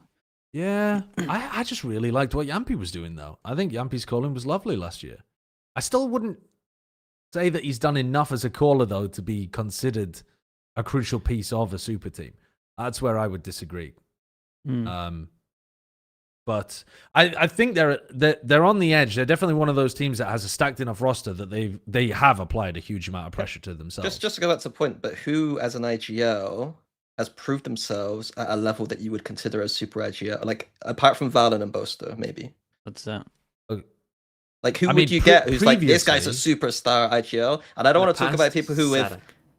in the past. Yeah, I'm in talking about the- right now. Right now. At this point. It's only those two. No, I Exactly. think I don't Munchkin? agree. I think Munchkin as well. Oh Actually. yeah, but he's Yeah, not going to yeah, come yeah. to play for. Sure. like, No, I mean, sure, but if we're talking globally, these Sure, are the sure. kind of callers that I'd be thinking. I would of. agree with Munchkin. Who else? I just think if I you got a pool I of think three, Nats as well, though. I actually think Nats Ooh. because Nats is such a good Maybe. player that Nah, I think yeah, he, yeah, like, he yeah. would be a Because- superstar player if he wasn't on IGL Yeah. anyway. But then Yeah, the yeah. fact that this, like, I know that that's a bit weird after we've just said Yampi's only had 1 year of IGLing. How could he be the best? But I think Nats is just so good as an individual too that I would have him in that pool as well. But you're right, it's not a big pool, Yeah. but I think the pool does exist. Yeah, they're just locked down by contracts that you're never Yes. going to get them, kind of Yeah. thing. So Or language Yeah. barriers when it comes to Or, yeah. Munchkin, for example. What about the move as it pertains to roles? Because even as I'm reading that team out, I'm actually not sure what people are going to be playing. You've Because got Chronicle. You can play well, anything. yeah, no, of course he can play Yeah, anything. gotta But pick what's flex. best? What's best? Because is Cron playing Senti for this team? Perma Viper with the meta at the moment, Yeah. to be honest. That's right, I'd lean. I mean, he pretty much played Perma Viper this year, like people were listening, Yeah. I think. And I one piece of advice that I did give them when I left was like, I think if Kron played Viper more, like his stats were like stupidly good at the time. I was like, I think that he might just be. I was kind of teasing the idea that he might be a Sentinel player because his Viper is so good. I don't know if he is a Sentinel player, but he definitely is top 2-3 Viper in the world, if not the best. I think they're so flexible. They have Jamppi who can flex around. Profek is the smokes player. Sayo is literally a god at everything he's playing. Kron can play anything. So I think that like we don't know where the meta's heading, Sure. but wherever the meta's heading, they're fine. Yeah. And they have no excuses. Okay. Well, I mean, Minnie, in terms of leaning in here, and this is a chance to give more pressure to them. Sure. Do you yeah. think Kickoff, this team, are they favorites in EMEA? Would you still think that whoever Fnatic get are going to be above them? Well, Sayonara Heretics? can't play kickoff, so Okay. that's a big question mark. I think they will be focused on the latter half of the year and just making sure kickoff's not a disaster. To be honest, Yeah. Will they win champs? Of course, if they don't win champs, then The failure. And it's a failure of a year. Yeah. I mean, I got flame for coming fourth at champs, so Yeah. they get the same treatment. I mean, that was after you already won 2 trophies and came in as the tournament favourites. So there was Yeah, a well, little they bit of just wanted to context win there. every single game that year. It's Yeah. that. Yeah. Yeah. That's how it works, mate. Yeah. I mean, they did literally win EMEA kickoff last year, even with a roster that ended up being very dysfunctional. So maybe they've got an opportunity at the start. I don't know. I mean, I think skill seems to do better at the start of the year when people are still a bit more like raw and rough with their game, after people have made a lot of roster moves, that kind of thing. Really? I think the champs is like usually the lowest point of the year in terms of. I'm gonna say I always do shit at champs, so maybe that's why I'm saying this. But like I usually feel like champs is where people play the worst. I think that might be because, first of all, there's more teams. You've got 4 teams, and that 4th place team from each region normally isn't that great. But I also think it's partly because we've just had really large meta shifts heading into champs I think it repeatedly. Whereas kickoff tends to be a little. Actually, I mean, that year that the sky changes happened, that was really messy. Tail this year. Yeah. Yeah. Was that 2024, actually, the year of the sky changes? I think it was, wasn't it? It was the beginning of. 2023. Yeah. Yeah. Well, who knows then? It's all messy all the time in Valorant, to be honest. Let's talk more about Profek and Jamppi in particular, though. These are now proper reports that have come through, whereas previously we were just talking about them as rumors. How do you think these guys are going to perform on the squad? Like, what do you see their ceilings being? Like, are these players that are going to go from us respecting them but not thinking that they're, superstars, to by the end of the year believing that they really are all that? But the thing is, they don't need to be superstars on this team. Okay. Like that's the point of having the other 3. Is if they can just play solid games, and Jamppi can be a good call like he was last year. The reason that this makes so much more sense than the old Vitality team is because you've got a coach and 2 players who have already worked together, and a coach and IGL who've already worked together and have been pretty good last year anyway. Like you've just got a solid foundation. You already, like, the direction that this team is heading in is already kind of been set, and now you're just adding on to that some incredible players. Like, I feel like I mean, this might backfire, as Mini is trying to apparently make it. I feel like the way they have built this team, it's almost like they've learned from last year's team of like, oh, just putting a bunch of big names together didn't work. Let's build a foundation of a team and then add the big names on it on top. Like, I feel like it's just a much better direction, and it's one that's going to work. I mean, we saw it, I mean, Mini is the expert on this. He'd worked with Boaster, they had that structure, they had Althea, then they bring in, they had Durka, of course. They bring in your Chronicle and your Leo, and it works. So then you already have that structure. So then should we see this team more as an extension of the previous BBL than the previous Vitality? Like, when we're thinking about this team, should we be thinking about it as it has more BBL players on it than it does Vitality players from last year. And the coach and the caller, yeah. So, but that's not the way that I've been thinking about it, really. I've been thinking about BBL players being pulled into Vitality instead of, like, actually transporting the whole core over to just play under a different name. Sure. I don't know. It feels weird because I guess the superstar players, well, yeah, I guess you're kind of right. I don't know. It's just the stability that kind of makes it just a better project in general. But yeah, I mean, I never really viewed it as like the BBL core, I guess, of the 3 if you include the coach. That gives me the stability. I have faith that this team can lose a game and it's not going to blow up. Whereas, like, last roster, I was like, maybe not even a game. Last roster, I used to look at it and be like, man, if they lose this pistol. They did the thing where, like, I got a graphic made where it's like every time they lost to a team on a map, they just change comp and beat. Yes, you are losing to Heretics, one of the best teams in the world, in Haven, and then changing comp, and then you lose to Fnatic, one of the best teams in the world, Lotus, and you change comp. And it was just like, obviously, the discussions behind the leadership, or whatever, wasn't kind of like. I think with Pao, they're gonna be fine in terms of that stuff. Like, he's not gonna let a player just change comp willingly without just a good reason. Yeah, I mean, they've basically, I mean, they've got no Vitality. It's all BBL and Fnatic. This is like BBL and Fnatic had a baby. Yeah, I mean, it's Durka at the front, Chronicle at the back, Sayonara, who was playing for Fnatic, Scott has even come over as well, and then blending that with BBL. And they still have SLK, I think, too, who was my assistant coach for the Super Team year. So right, they have like 5 Fnatic members, I think. Well, 4, and then Saya was, tied to at some point, I guess. Does this then fit your narrative, Mini, of you can't buy a super team, you have to make one? Is this making a super team? That's a great callback to a fantastic segment. Thank you very much, Josh. No, I mean they're doing it the right way around. Like TMV's saying, like they're putting the foundations there. It's weird because they didn't put the foundations there immediately at the start. They kind of put the foundations in afterwards, which is a very weird way of doing it. Usually you start with the foundation and you build up. You don't start with the nice columns outside and stuff. Wait, columns foundation? Who knows? I'm not an architect. So yeah, I just think that they've got the foundation of a good team with the superstars of vitality is the way I see it.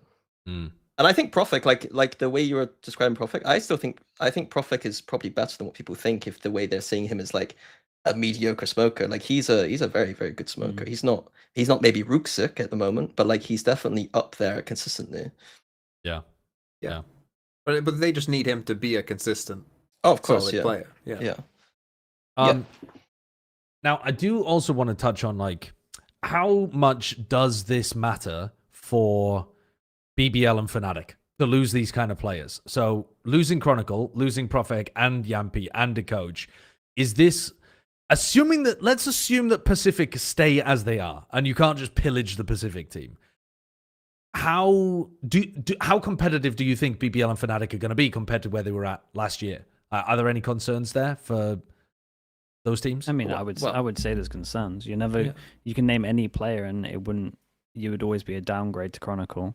And then in terms of BBL, they might be okay just purely because they can go like pure Turkish talent, but it's still a huge loss. Yeah. BBL are a lot more fucked because, like, to be honest, like they had the best year they've ever had and should have gone to globals this year, probably twice, which is nothing compared to what they used to do. I am worried for them a lot, even with the Turkish talent out there. It's not like you can just make an all for a BBL Pacific overnight. Like it's going to be a test of the farm. The farm is going to be pillaged heavy, and it's going to be a real test, assuming they go full Turkish. But the thing is, they already have two very good Turkish players there, right? So you do have a starting point, but having to need to find an IGL and a coach, like that is not going to be easy, and it's not necessarily like guaranteed. Because whilst we do talk about like, oh, the Turkish farm, there's like, whilst they do have a lot of cracked aimers, is there a lot of great IGLs? What happened to Gaius? Yeah, Is Gaius back on foot? Or what? Yeah. What's I'm pretty sure. right? Okay. My cook is. I was going to reference him earlier. There's a coach called Afro in Turkey who pretty much every single good tier 1 player, like Alpha came from his team. I think Rian's and Sociable. I think Rooksick. Basically, I think I've made this man's life. Well, a lot of VCT teams have made this man's life misery because he basically coached every single good Turkish player. And so I just look at his teams constantly. And the team that he started this year was Ulf. Like, he's not the coach of them right now, but he started Ulf. And so I'm just like... Oh, yeah. Vlad was giving him a shout out afterwards, wasn't he? Like, wouldn't it be sick if, like, he just joined BBL and then he knows, apparently, every single time he's right about every single Turkish player. Yeah. And he hasn't been a VCT, and he's been... in the trenches of Turkey, getting his teams dismantled every 2 weeks. He's trying to build up a Jenga tower, and you keep coming along and just ripping out the foundational blocks. What's his name again? Sorry. It's Afro, like Afro on fire, and it's a 0 instead of an O. Yeah. Right.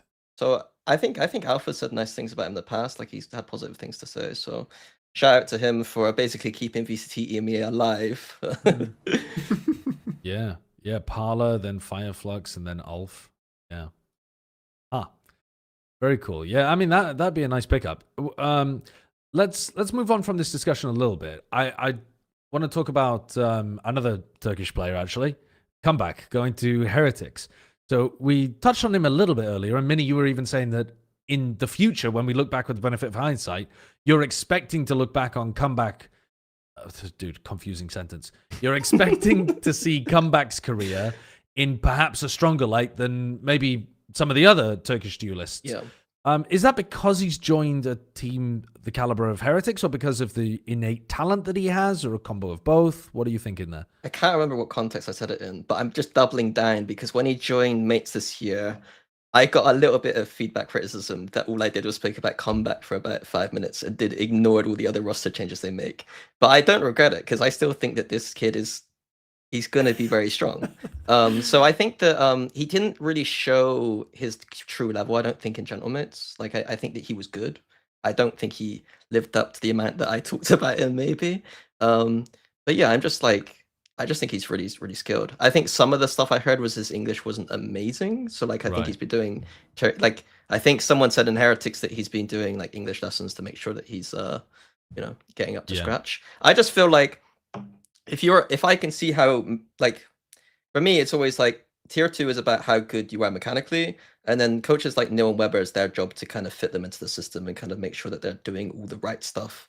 Although you don't want him doing all the right stuff all the time. You want about, like, a nice 50-50 of him just being mental half the time, and then Sure. the other half he's just like in the system. So I think that it is partly his own skill, but partly he's now in that system with all his mechanics, because he is mechanically just like insane. So I watched very him excited. farm. I watched him farm tier 2, and I could see why people were so excited about him. When he joined General Mates, I think that was it's a weird team because they would have, like, beginning of the game where they looked really, really good and everything was working, and then they'd fall to pieces a little bit. It was comical how often it happened. But to be honest, even when they were playing well, I can't say that it ever felt watching him on General Mates like he was reaching that potential to me. Do you think that is just a factor of playing on a team that didn't have the veteran presence, experience, system, that kind of stuff? I don't want to be. I was going to use an analogy that makes General Mates seem like noobs, but General Mates played decently. They just fumbled a little bit. I just think that once you go into a good system, you're going to be good. Like, look at Baby Bay literally playing in G2. He looked like one of the best players in the world. Like, I think that comeback going into a team like Heretics is like a perfect match. So I still have some doubts about it. I do have some doubts about it just because he didn't pop off from General Mates. But I do think that it's just one of those cases where he's so good mechanically.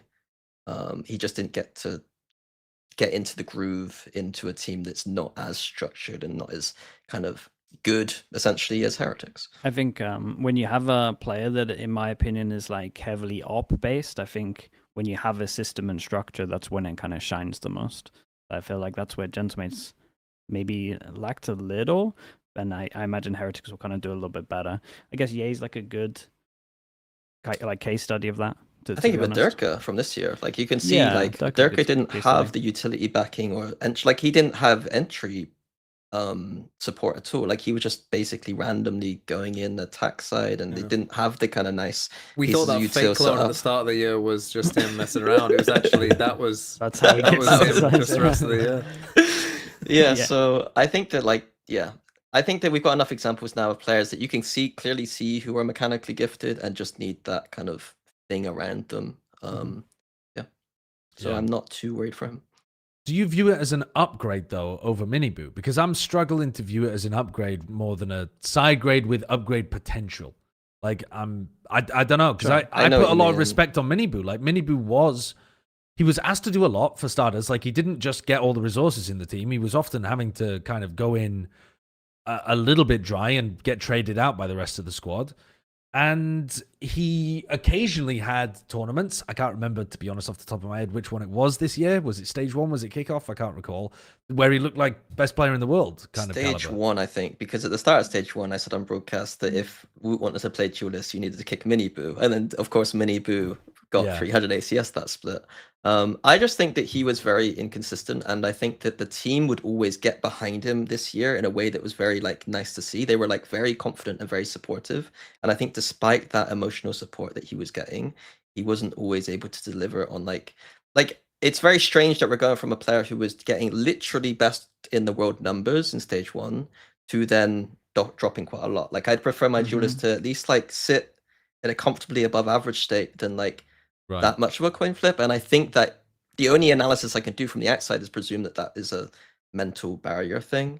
And if it's not fixed by now, then I don't expect it to fix next year. So I think comeback to me is an upgrade.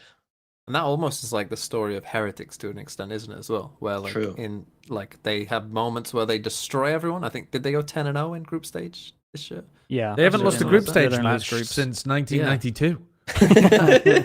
Yeah, but then at other points like Toronto, they just completely shite. So yeah, maybe just having a more consistent basis from a duelist and just the whole team, like maybe that's what they need. But there is pressure on comeback as well, because like if they don't do that well, people will start questioning whether this was a good move at all. Yeah, you cut your brother for this? Etu, boo. But at what level are we talking? Because they didn't do that well this year, in my opinion. Who, Heretics? Yeah. I think Yeah, but though people will that still they... remember that they made grand finals. Like if they did a Toronto where they get to the tournament and then crash out, like people I still think would be a little bit like, I guess have I'm just we done? asking for you guys, like, what would you Or what would I view as a what would you success? want for them expectations wise? I think they should be aiming for somewhere between their 2024 year and their 2025 year, in Mhm. which Yeah. you know you still try to keep the domestic dominance is the wrong word because they don't actually pull it off in playoffs, but like you know being able to win a lot of your group stage games. I don't care if they win them all or if they just make playoffs with a good seed, and then going in and actually converting through and doing well in playoffs. Listen, there's crazy teams in EMEA. You might end up behind a Vitality and a Fnatic and still be an incredible team.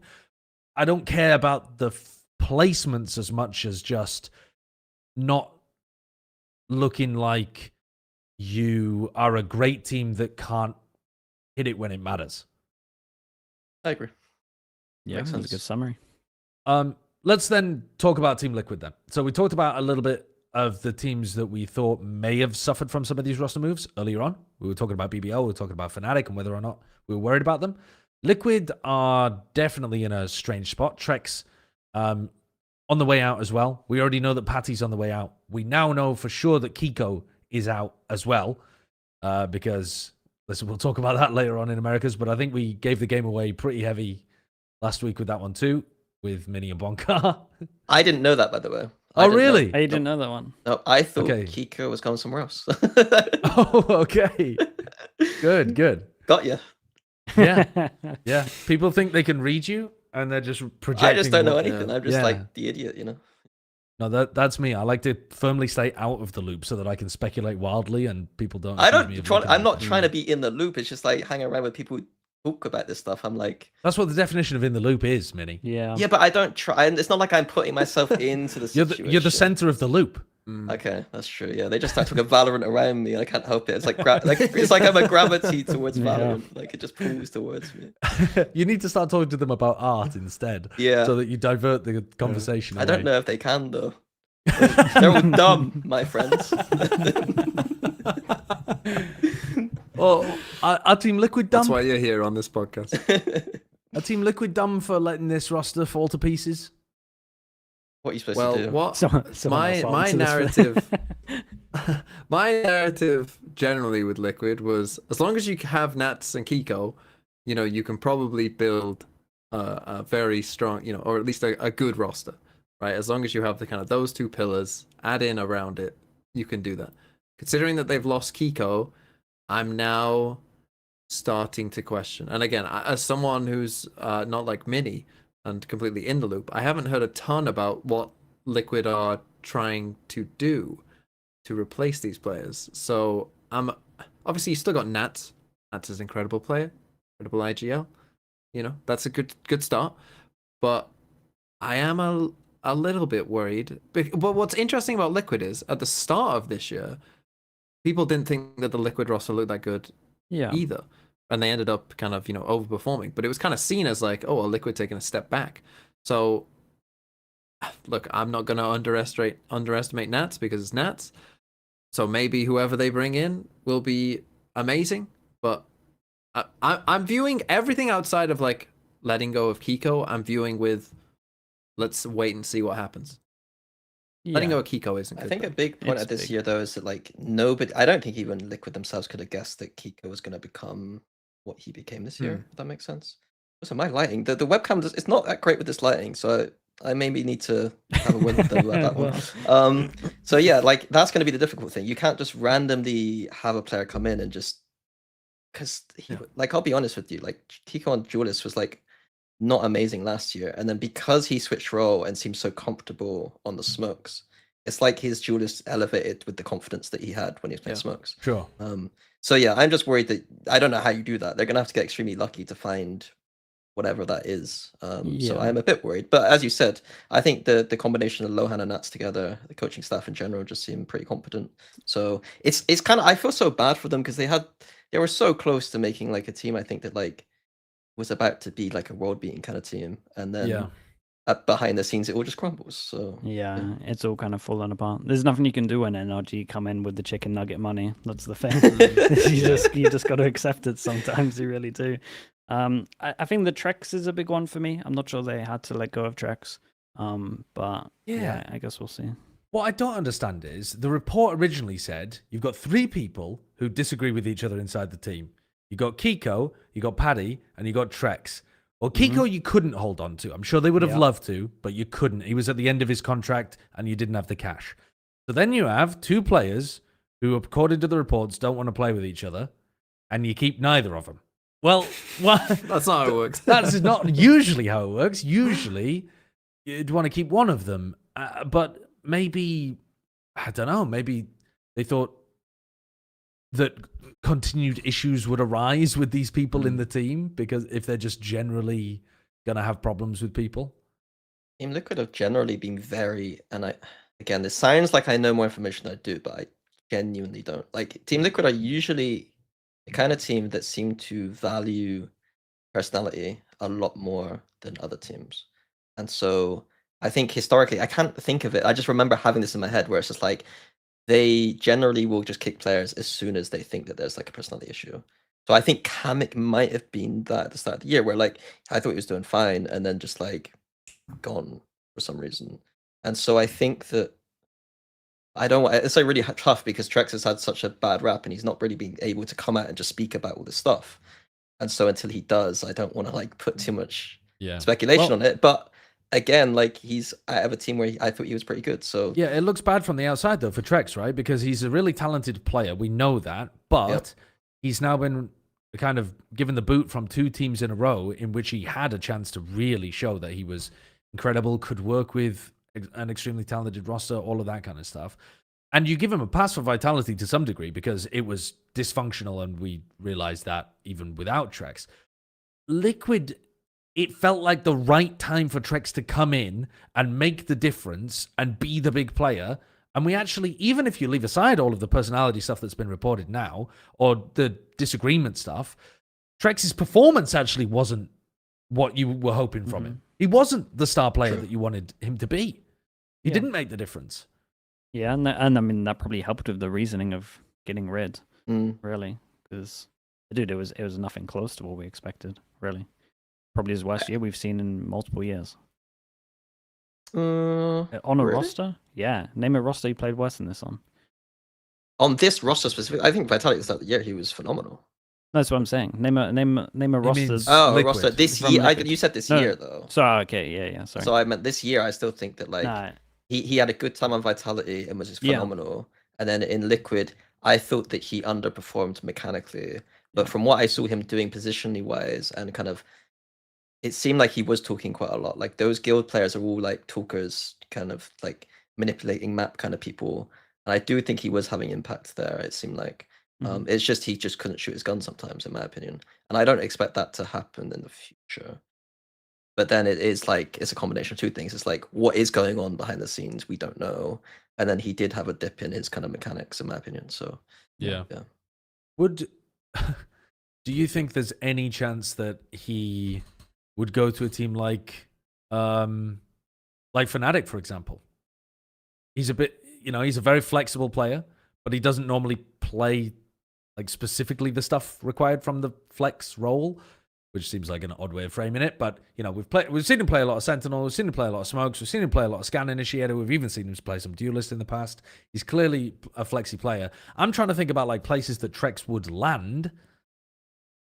There aren't actually that many spots. I guess it's Fnatic have got an open spot, and then I don't think he goes to Fnatic. Like, in terms of Kojo's kind of, I know what he likes about players and doesn't like about players, and but publicly you can say that trexx, like you can see him on the camera, he's not the kind of person who's gonna, you could that Fnatic he team's all doesn't about seem to vibes right fit. now. Yeah, he doesn't And seem to Chronicle's fit. not necessarily the most vibes person, but he does fit in that kind of dynamic to some degree. Whereas trexx to me just seems like he would not want any part of Boaster's shenanigans whatsoever. Yeah. Let's finish then by talking about Genomates. So Genomates have been making a number of moves, including grabbing Martine from Carmen Corp. They've been looking towards Beepo as a duelist. I mean, who knows what they're going to be playing, because also they look like they're retaining Mini, and Bonkar may have leaked last week that Mini was playing duelist for them. So that could potentially be the case too. So starxo is their newest person who's been reported to be joining Gentlemates. He was playing in Ascension just this week. Yeah, and I wanted to just pick up on the banger opening game. I don't think it's BBL versus Ulf. It's Gentlemates versus either BBL or Ulf, because starxo went down in flames after the tournament and just like flamed both Ulf and BBL on the way Really? out, saying that like, yeah, he did said he? that I would have been the fucking MVP of this tournament if I wasn't sick today. You guys are fucking shit or whatever. I'd like to see you next year or something. Wow. Like he went down in like I mean, he yeah. did. He said he, He had was the food highest poisoning rate or player. something. He did right? have food. He was sick through that game. He was very sick. So This is it just was a pretty good- rough. This is a good sign. Again, Minnie's talking about, can we get more fun in the EMEA? Yeah, starxo is fun. For Yes, exactly the yeah. reason Yes, that you yeah. just said, and for other things as well. starxo is a fun player. He's going to make Gentlemates more fun to watch. I'm all for these kind of teams, sign the fun players. And starxo is definitely in there, 100%. That's and true. he did pop off in Ascension as well, despite being sick. I didn't think about it like that, but like, because I was thinking more strategically. But I think if you're gonna play boring, then at least you got to be either good or fun on the camera. So like, you yeah. get a free pass for Fnatic because they're kind of good, and then also fun I on mean, the they're camera. fun on So, camera. Yeah, I was too, gonna say. yeah, Yeah. they get the free pass in my head. But starxo, I think starxo plays a pretty fun style as well sometimes. Like he's one of those initiator players that is down to send it occasionally and play some like weird spots where he's taking aim duels and Yeah, going in for fights. he was phenomenal this tournament. Like he was ludicrously good this tournament. I think that there is something to say for the fact that they had zero expectations having two substitutes, and then I praised him as being kind of the perfect person in this position. Like he's the kind of person who wants to play free and loose anyway, I feel like, and wants to have fun. And so it just suited him perfectly, just having this kind of situation this tournament.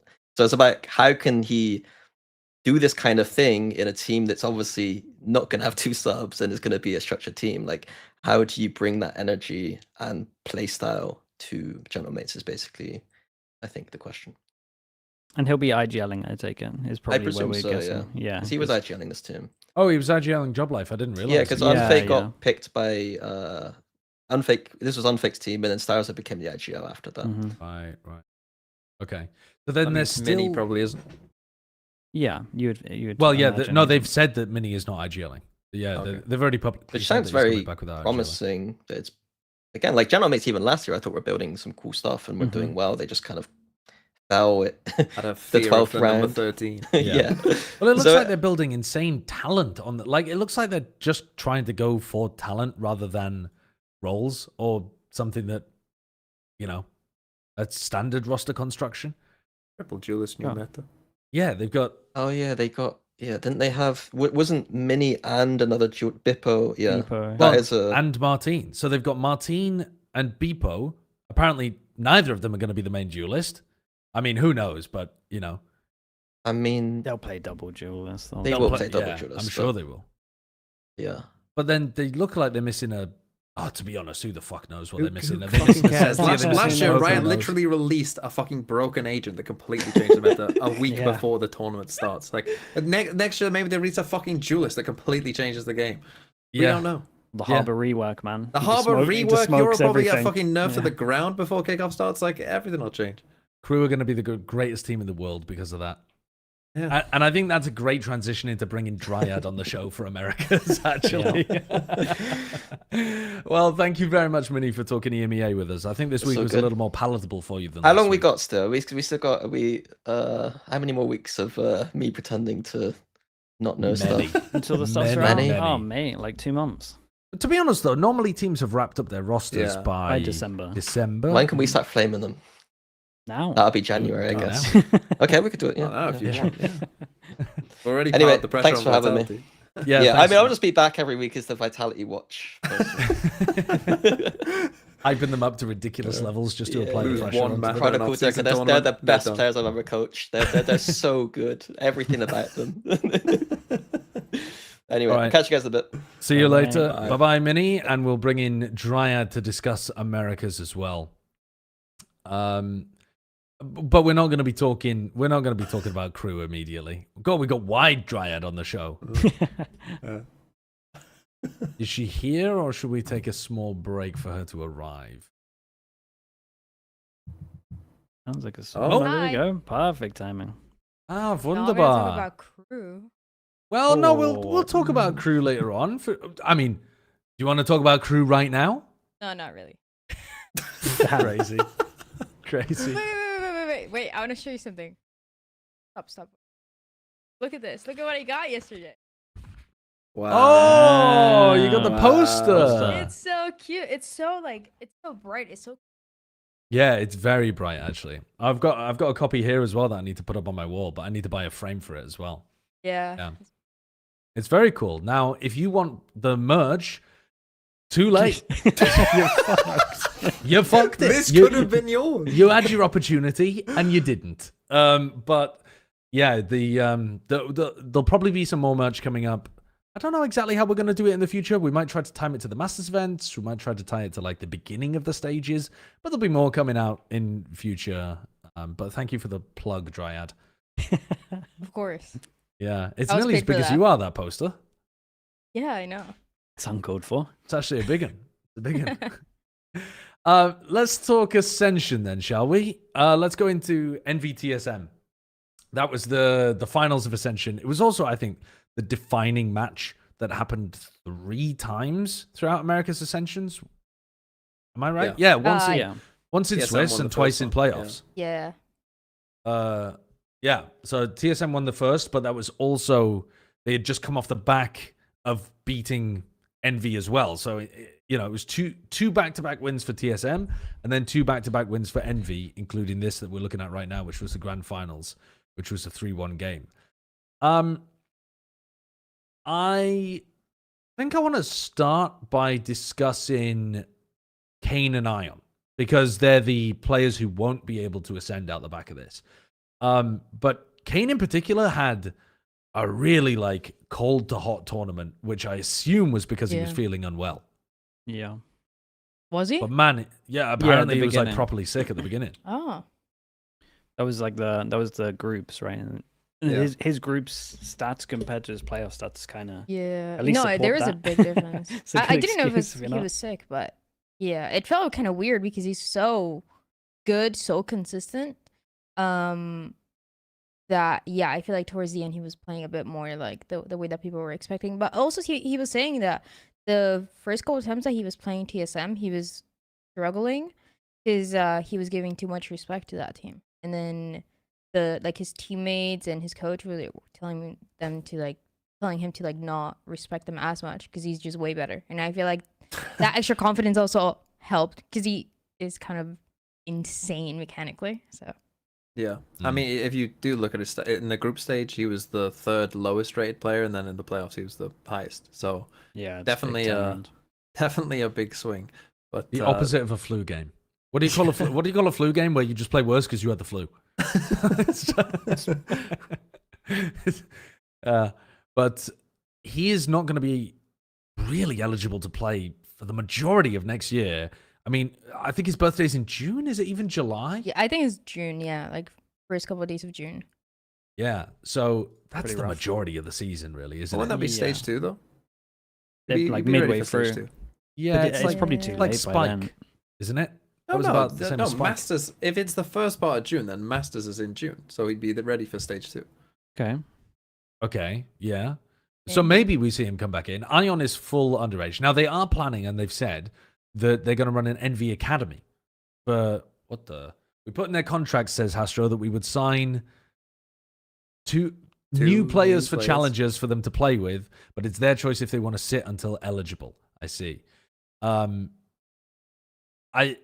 So that they are planning from the sound of that to play as like an NV Academy with a different team, and I think then that's good.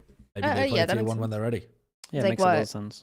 Yes, what Sentinels did with Redux too. So Yeah, and then pushing up. I think as well, like Ion's so good, you kind of want to keep him contracted as well if you can. It gets a little bit weird because obviously you don't know what's happening in 27 and like the end of next year. But I don't know, man. I think doing the academy thing is like pretty cool. It's like a big W from the org as well to kind of do that Yeah. and keep supporting the players because this must be one of the weirdest feelings where you qualify, you do the hard work, and it's like, well, just owned because of my age. Like it sucks a little bit. So. yeah. Dude, Ion had such a nice last map as well. This kid's really good, dude. Yeah, he seems So- pretty incredible. It is really, really good. I like their playstyle, to be honest. It's so different. It doesn't like as much as I'm there. I'm like, oh, this round, this round shouldn't happen. They're just like they're all mechanically so good at their agents, especially Yeah. that it's just and they're all very, very confident and really good aimers. Mm. I was impressed because I honestly haven't watched that too much of MV, so this was like my first like full showing of like how good they can be. I was really impressed with Inspire as well. Yeah. Yeah. I feel like he's great, man. He's like an actual like even on the Killjoy here is just solid shutdown over towards B all the time. He's just and like his setups on bind just completely wrecked them. When he was the Cypher, like he was just fragging them every single round. They won on defense. It was He was crazy. just getting 2 kills because of his trips. It's like, I Yeah. was like, yeah, man.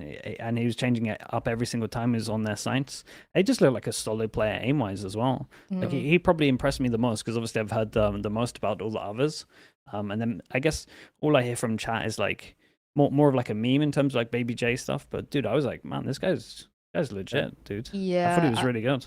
I agree. I feel like even watching the whole year of challengers, the players that were the most impressive to me were like Inspire, Oven Boy, even Bao at the beginning when he was playing for EMEA. Like a lot of the Sentinels players, I feel like are really, really good, like really smart players that, yeah, like other roles are really insane mechanically, but they have the aim and they're also like tier 1 level of how smart they are making individual decisions as well. By the way, I mean, he is essentially a Cypher one trick, and yet in this tournament, he played the Vice on Abyss, and he looked really good at that. And he played the Killjoy, and he looked really solid there too. If you go to his VLR and you look at the past 90 days, click on the 90 days tab. I mean, it's even more than the last 32 games of Cypher, and then 2 games of. I actually didn't like the Astra. The Astra I don't think made too much sense. They were running it on Abyss, and they were never playing for his late round impact anyway, so I don't think it made any sense particularly. But when they swapped over to the Vice, I thought that was cooking. I liked the pick of the Killjoy. The only thing I'd say against the guy is that he does love to take an aggro fight, like in front of his util to catch people off, or like, he'll take he'll take a timing. Yeah, he'll take a time and like swing it back into people and stuff, and it works. Don't get me wrong, it works because he's got really solid aim too. I'm just thinking, does he adjust it if he gets punished more at a tier 1 level? Like, because you will sometimes lose a round based off him going for that, and suddenly you have no, defender on whatever site it is, and they've taken. Well, it'll be interesting to see what he plays, because I'm pretty sure at one point they asked him about like, oh, what are you gonna do with the Cypher now? So he's like, yeah, Cypher's dead. So we'll have to figure something out. Like, but I mean, he destroyed on bind. I mean, like every setup, it was like, I mean, there's one there's one trip that TSM, like they fade Prowler, it hits the trip. The Euroclone, they hits the same trip, and then someone runs into that same trip. And he managed to get like 3 kills in that round. I mean, it just like every setup he did seemed to work. It was kind of insane. This team, like, because they play so much Cypher as well, it reminds me of like early like Paper Rex when they had Benkai running like Cypher on like, a ton of different maps, and he would just like sit passively on a site with his little setups, and people would run into his kill trips, and then the rest of them are all, going fucking mental. You've got Jing Forsaken just fucking running at people, aim dueling everyone and winning, stuff like that. Like, it did remind me somewhat of like going back in time and watching like a early 2022 Paper Rex VOD, where it's just chaos, a lot of aiming, but they're winning. Yeah. They play such a unique style. And I Mhm. think that that is very cool that they've made it work and that they know their style so well and that they managed to get something that they were all on the same page with. But I do think that that hurts them in losing these players, maybe more than most teams. It would hurt them losing a couple. Because when I'm trying to think about, like, who do you actually get to replace Kane in particular? Because he is the, like, run around and frag people, but also play a really large amount of agents for them kind of Yeah. guy. Yeah. I'm not coming up with names here. Unless they're going to pull tens out of retirement to play on Envy. Like, who are they getting for that role? It's so. I think with Ion, I feel like there's maybe some options for like controller players, but Kane, I feel like I've asked this question to everybody, and like a lot of the people working like challenges and Ascension, we always knew that this was like a main thing that was gonna happen if MV won, and it's still like there's just no names. There's nobody that can replace him because yeah, he plays pretty much every single duelist except for Yoru, and then on top of that, he plays a little bit of like Clove. He has played like Brimstone at some point, Harbor, but mainly just how flexible he is in the duelist role. I don't know who is. I don't know. I have no names. I don't know what they're gonna do. Yeah, I can't really think of any that like instantly come up that I would guess is like crazy as them. Even Ion as well. Ion's down to descended into sites as well. Yeah. Like, they have a lot of just I want to make a play or we're going in, just 3-person kind of dive over towards the site. I think it's All on hard the same players to page. replace. I'm just Yeah, gonna send yeah. Kesnet to every team.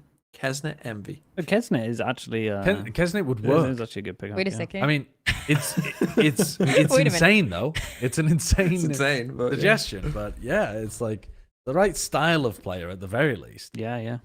Because if you get the wrong style of player, I think you screw the team completely. You know, if you swap Yes.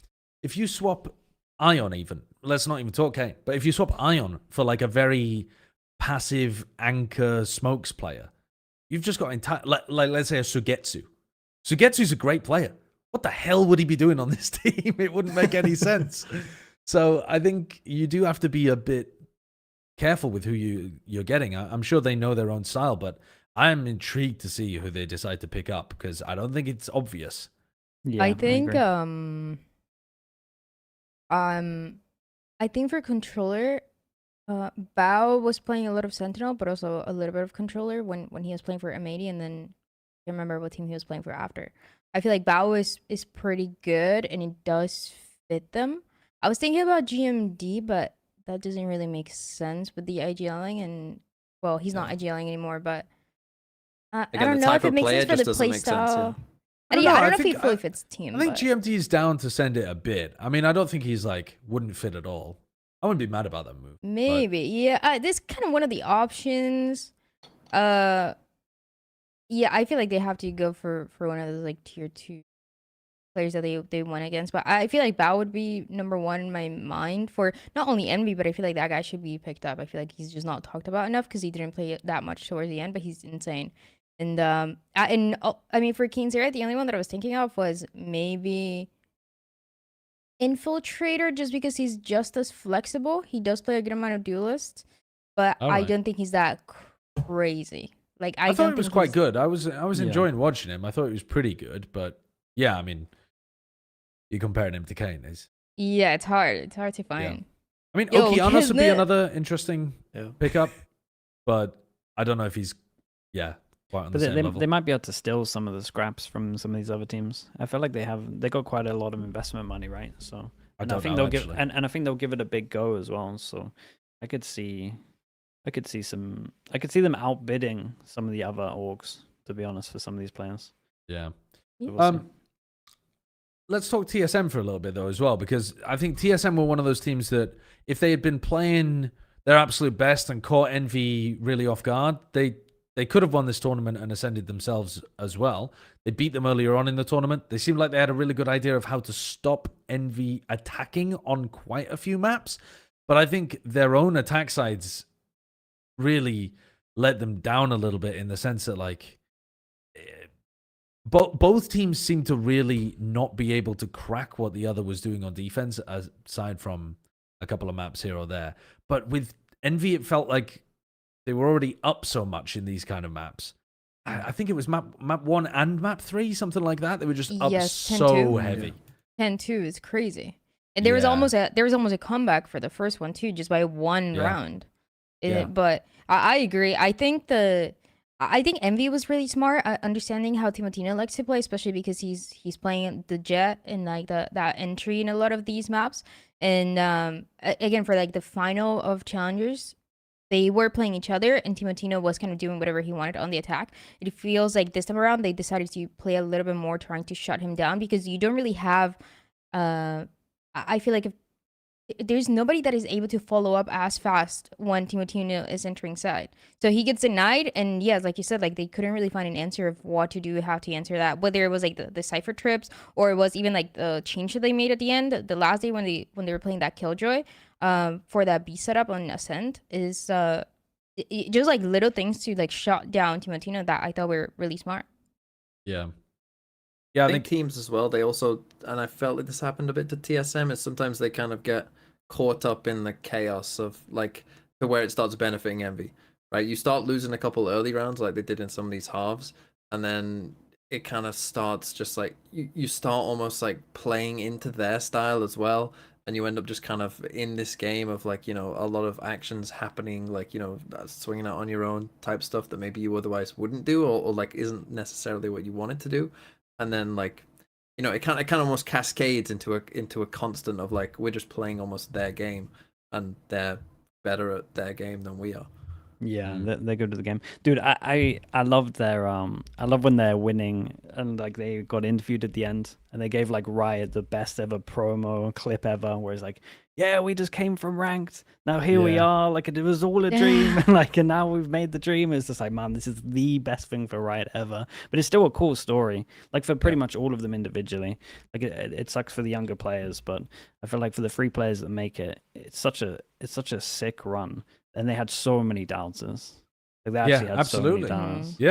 Yeah, it's such a cool story, man. I mean, just because they were playing this like double duel as the entire, even like since like end of last year, stage 3, that didn't really matter for anything because Ascension had already happened.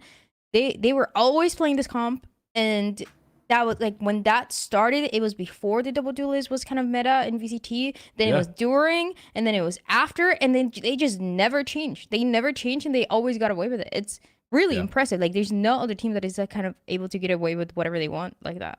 But I think also it's because they hit on something that was incredibly good, but other people hadn't realized it yet. Like playing the perma Yoru was. Like they were on it way before everybody else, and then basically, you know, like everyone else had to go more towards Envy rather than the other way around. Everyone was stealing their tech as well. Yeah, like if you were a Yoru player, you would always see him get interviewed to be like, yeah, we just watched some extra demos. Yeah, we started. Oh, well, that flash you saw, yeah, it was his. Well, yeah, but yeah, whatever. Yeah. But yeah, it really is incredibly impressive. But it makes me think, like, what are your opinions on? If Yoru did get gutted, I don't believe it has. So I'm not talking in reality here. I'm talking a hypothetical. If Yoru does become, you know, something that you can't really get away with playing at the tier 1 level, if Cypher, it looks like Cypher might be not really applicable on many of the maps, do you think that is going to cause this team to lose what was making them so powerful? Their style, their essence? Yeah, I think so. I think they lose a lot. Yeah, because their agent, like you can see, like as we were just saying, like you can see their agent mastery, specifically on like Inspire Cypher and the Yoru. Like you can see the hours that they've put into it. That they just have a better feel and knowledge of what, like, you know, what their setup is doing, like you know, what the right decision is at each point. You know, like for someone for like me, again, like talking like Sliggy, like, you know, I didn't watch a lot of Envy throughout the year, but like I was expecting Egster to be like, you know, someone who's just like constantly, who's just out aiming people, you know, and using Yoru in some interesting ways. But he actually plays Yoru, you know, like you would, like probably like most coaches would want you to, right? Like he's actually pretty safe sometimes, like when he's TPing away, and like, you know, his understanding of like when to send the TPs, you know, in certain directions and whatever, and his timing with the team, and like that to me was like, oh, so like like with Exo specifically, like it's not just that he's aiming people. Like his agent No, his mastery on macro. Yoru is so good. Yeah, Yeah, that, like it's insane. he's fine. He like it's better than most tier 1 Yorus. Yeah, like yeah. clearly way better. Their And- defaults and like setting someone Yeah. up and then his baiting and like knowing when to Exactly, TP yeah. is like. I love top how much he class. saves his gate crashes on defense side. Mhm. Like Exactly, most Yorus, you can be pretty confident that they're out of a gate crash by, you know, the final 30 seconds of the round, something like that. Maybe even the final 40 seconds of the round if they're just using it straight off cooldown. But he'll often, between the first and the second, hold onto it for a significant period if he thinks he's safe enough, so that he still has that for like the actual late round hit that's coming through. Yeah. I think. But yeah, it can would you, be a big no. Can you click on his Yeah. all time? Like if you just look on VLR all time, I mean that doesn't demonstrate That's so agent funny. mastery on other stuff. I don't know whether he can play other stuff though. I mean, he's got to be able to play other stuff to some level. I don't know what level. Sure. But I still think team wise the Yoru's fine. Like team wise, Yes. the things that made Yoru strong in tier 1 still exist and is still there. Yeah. Still have a lot of utility, you have a lot of TPs. You all, if anything, just needs more teamwork. And we Yeah. see, well, we'll probably see the same craziness from this guy, to be honest. with his Yeah, I ults. don't think he's gonna saw change some it. mad ults. Yeah, but maybe dude, he's good only at it. Inspire. I honestly Inspire playing something else, but I feel like Yeah. He looked good on the Yeah, other this is stuff. the hypothetical world where Riot realizes that the nerf wasn't enough for tier 1 and they do it before. Yes, because otherwise Yoru Keiko. is actually Yeah, because completely otherwise he's at the fine. Yeah. Yeah, Yeah. yeah. Sure. Let's talk. I want to jump ahead a little bit here. So we're doing things out of order slightly, but I wanted to talk about Timotino and Vora joining 100 Thieves because it flows from the TSM discussion quite sensibly. I think that those are two big players from TSM who knew that they were going to tier 1 by the sound of it before they'd ever played that final. And then the rumor is that Asuna and Cryo are staying, with Asuna still on the flex role, Cryo on the perma sentinel role, and they will be trialing smokes players. So what do you think of this move for starters? Because they originally looked like they were going to be holding on to EU, and Yeah. he now doesn't really have a space in the team if you've got Vora coming in as your IGL. So yeah, what do you think about these players from TSM to start with, coming up with NBS, their coach? I mean, they look good. Yeah. Like, they definitely look like skilled enough that they can hang. More, yeah, I thought Timo was great. Vora's good, dude. I'm kind of fine with this. I guess I think losing EU is big personally, but I think if it's like to make room for someone that is gonna be the IGL, then I can get on board with it. I guess I just have to wait and see what the other pieces are, but it's not too bad at all, and they play nice. Like they do play nice for sure. When you've got MBS going as well, you just assume that he is like handpicked, like said. I mean, you could see it anyway. I mean, they're good players, you know, but you know, like in terms of like, you know, how they are as people, you would assume if MBS is already going to 100 Thieves that, you know, he knows that they're good, you know, workers as well, and that they can work within that system. And again, it's kind of like, you know, it's not BBL. Sorry, it's not Vitality in the way, but you know, you are keeping essentially a core together. You know, and you've got Asuna and Cryo as well. Interesting to see who the fifth will be, but yeah, I think the eye test wise, you know, both those players look pretty good, and so I think for 100 Thieves, well, I think that a lot of America's teams will probably on paper end up looking pretty decent, but this is one of a big soup of decent Americans teams, if I had to guess. I really like it. I think it's the obvious choice to pick up somebody. My God, it's so funny. The obvious one was to pick up Timotino. I mean, Yeah. I feel like Yeah, surely he got like multiple offers, or maybe he's still getting them. I don't know, but I think Timotino's the obvious one. I feel like Vora is it's really insane. I mean, I mean, I would say the best IGL that we had in tier 2 the entire year. I think he's really smart. He's really good mechanically, like one of the best performing IGLs as well that we've had. My only thing is that he does, I mean, he's incredible, and I hope that he's able to keep that same performance when he's like, if he moves to tier 1. But he does remind me a little bit of Mitch, when Mitch was like playing for tier 2 and he was like really insane when he was playing for Oxygen.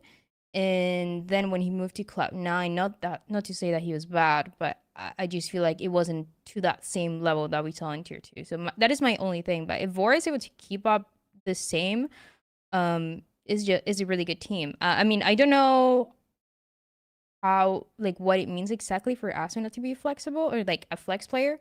But I think he's like willing to play whatever. So it's a good team. Yeah. Yeah. That's definitely the weird one. I think people are going to have more questions about Asuna than anything else on this team. It feels like he's just one of those players that will want to do anything to make sure this team can win. You kind of see that with exactly. you kind of see that with the amount of times he jumps around corners.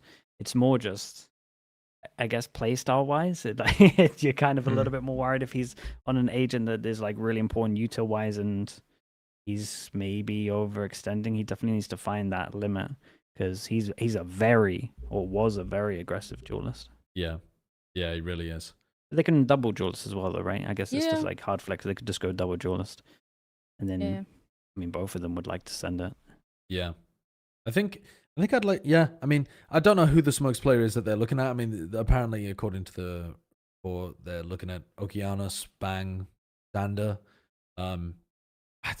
Is it pretty good. crazy for me to want them to go over towards Bang? I think that this team, with how aggro Timo and Asuna are, I'd like to see somebody who's willing to anchor with Cryo and have like a bit more of that, like, passive smokes player because of how bonkers Asuna can be. Like, you don't need your smokes player to also be a Looney Tunes, but maybe they'll just go for the full aggro approach. We'll have to see with that squad. Looks interesting though. Yeah.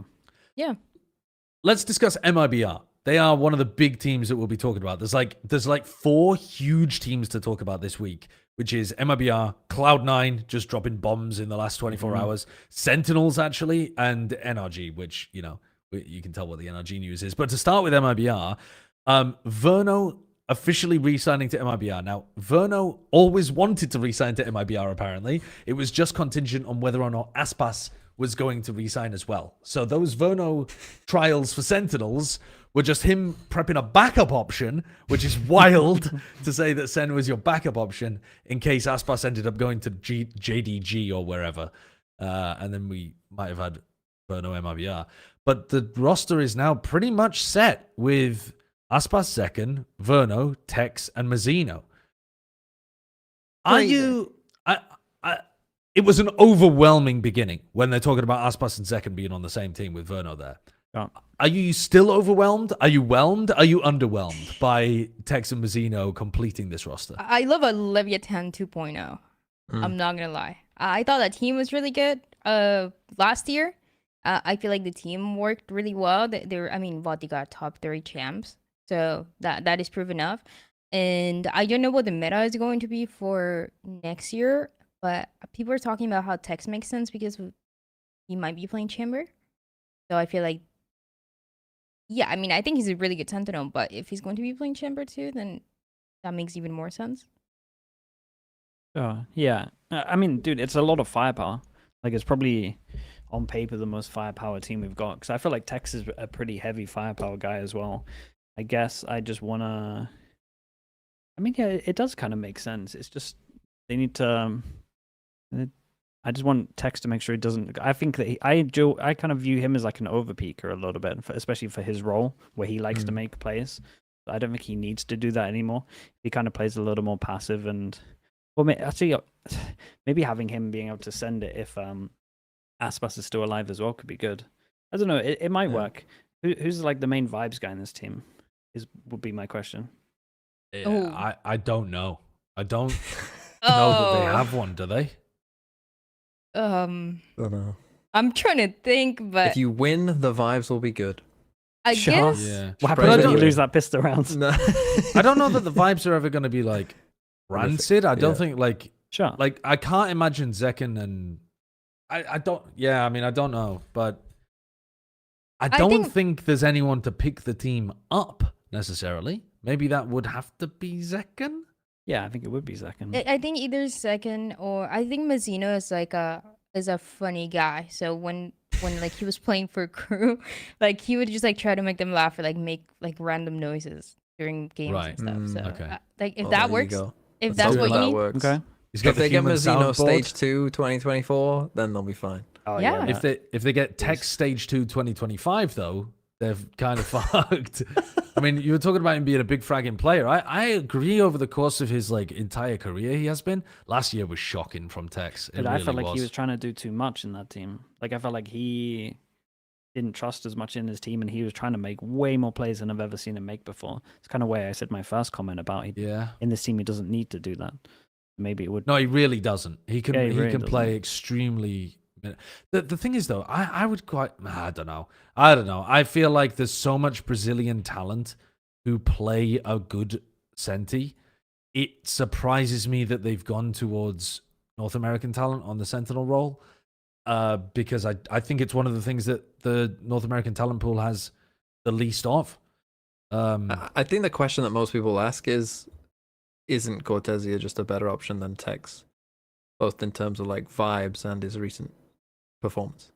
But then you get into the discussion of, well, Aspas built the team, so he must disagree. Look, who am I to doubt Aspas? But So- also the players are famously bad at building teams. Across many different esports, players are very bad at building good teams. This team looks pretty good, honestly. Yeah. Like, as much as we're having a little quibble here about Tex at the end, this looks like a pretty well-built team. Yeah, I think it's really Mhm. good mainly because But who knows? like Tegs and Mazino have already played with Aspas, and so they already true. know how the system works around Aspas. And I remember even like Mazino, when everybody was like praising him for like how good he was last year when he got MVP, he was just like, yeah, I mean, my job is easy. I'm like just setting up Aspas. Of Yeah. course. And wait till Yeah. that Harbor buff comes in. That's actually true, dude. They got him to play Harbor. Yeah. Dude, the Harbor would go nuts. He was definitely, I mean, he's the best Harbor in the world, isn't he? Who the hell else plays Harbor to the level that he Yeah, does? he is. Yeah. He's the best Yeah. harbor in the world. What a- You got some Incredible. Abyss though. Yeah, one Got or two. that one map. You know the leak a while back about the fact that they were interested in G2 players, but G2 were going hardball in negotiations with them. I feel like that has to be Leaf that they were interested in. Looking at the roster and how it's been constructed, they're not going for Valen. I don't. I mean, maybe they would have been going for like Jonah P.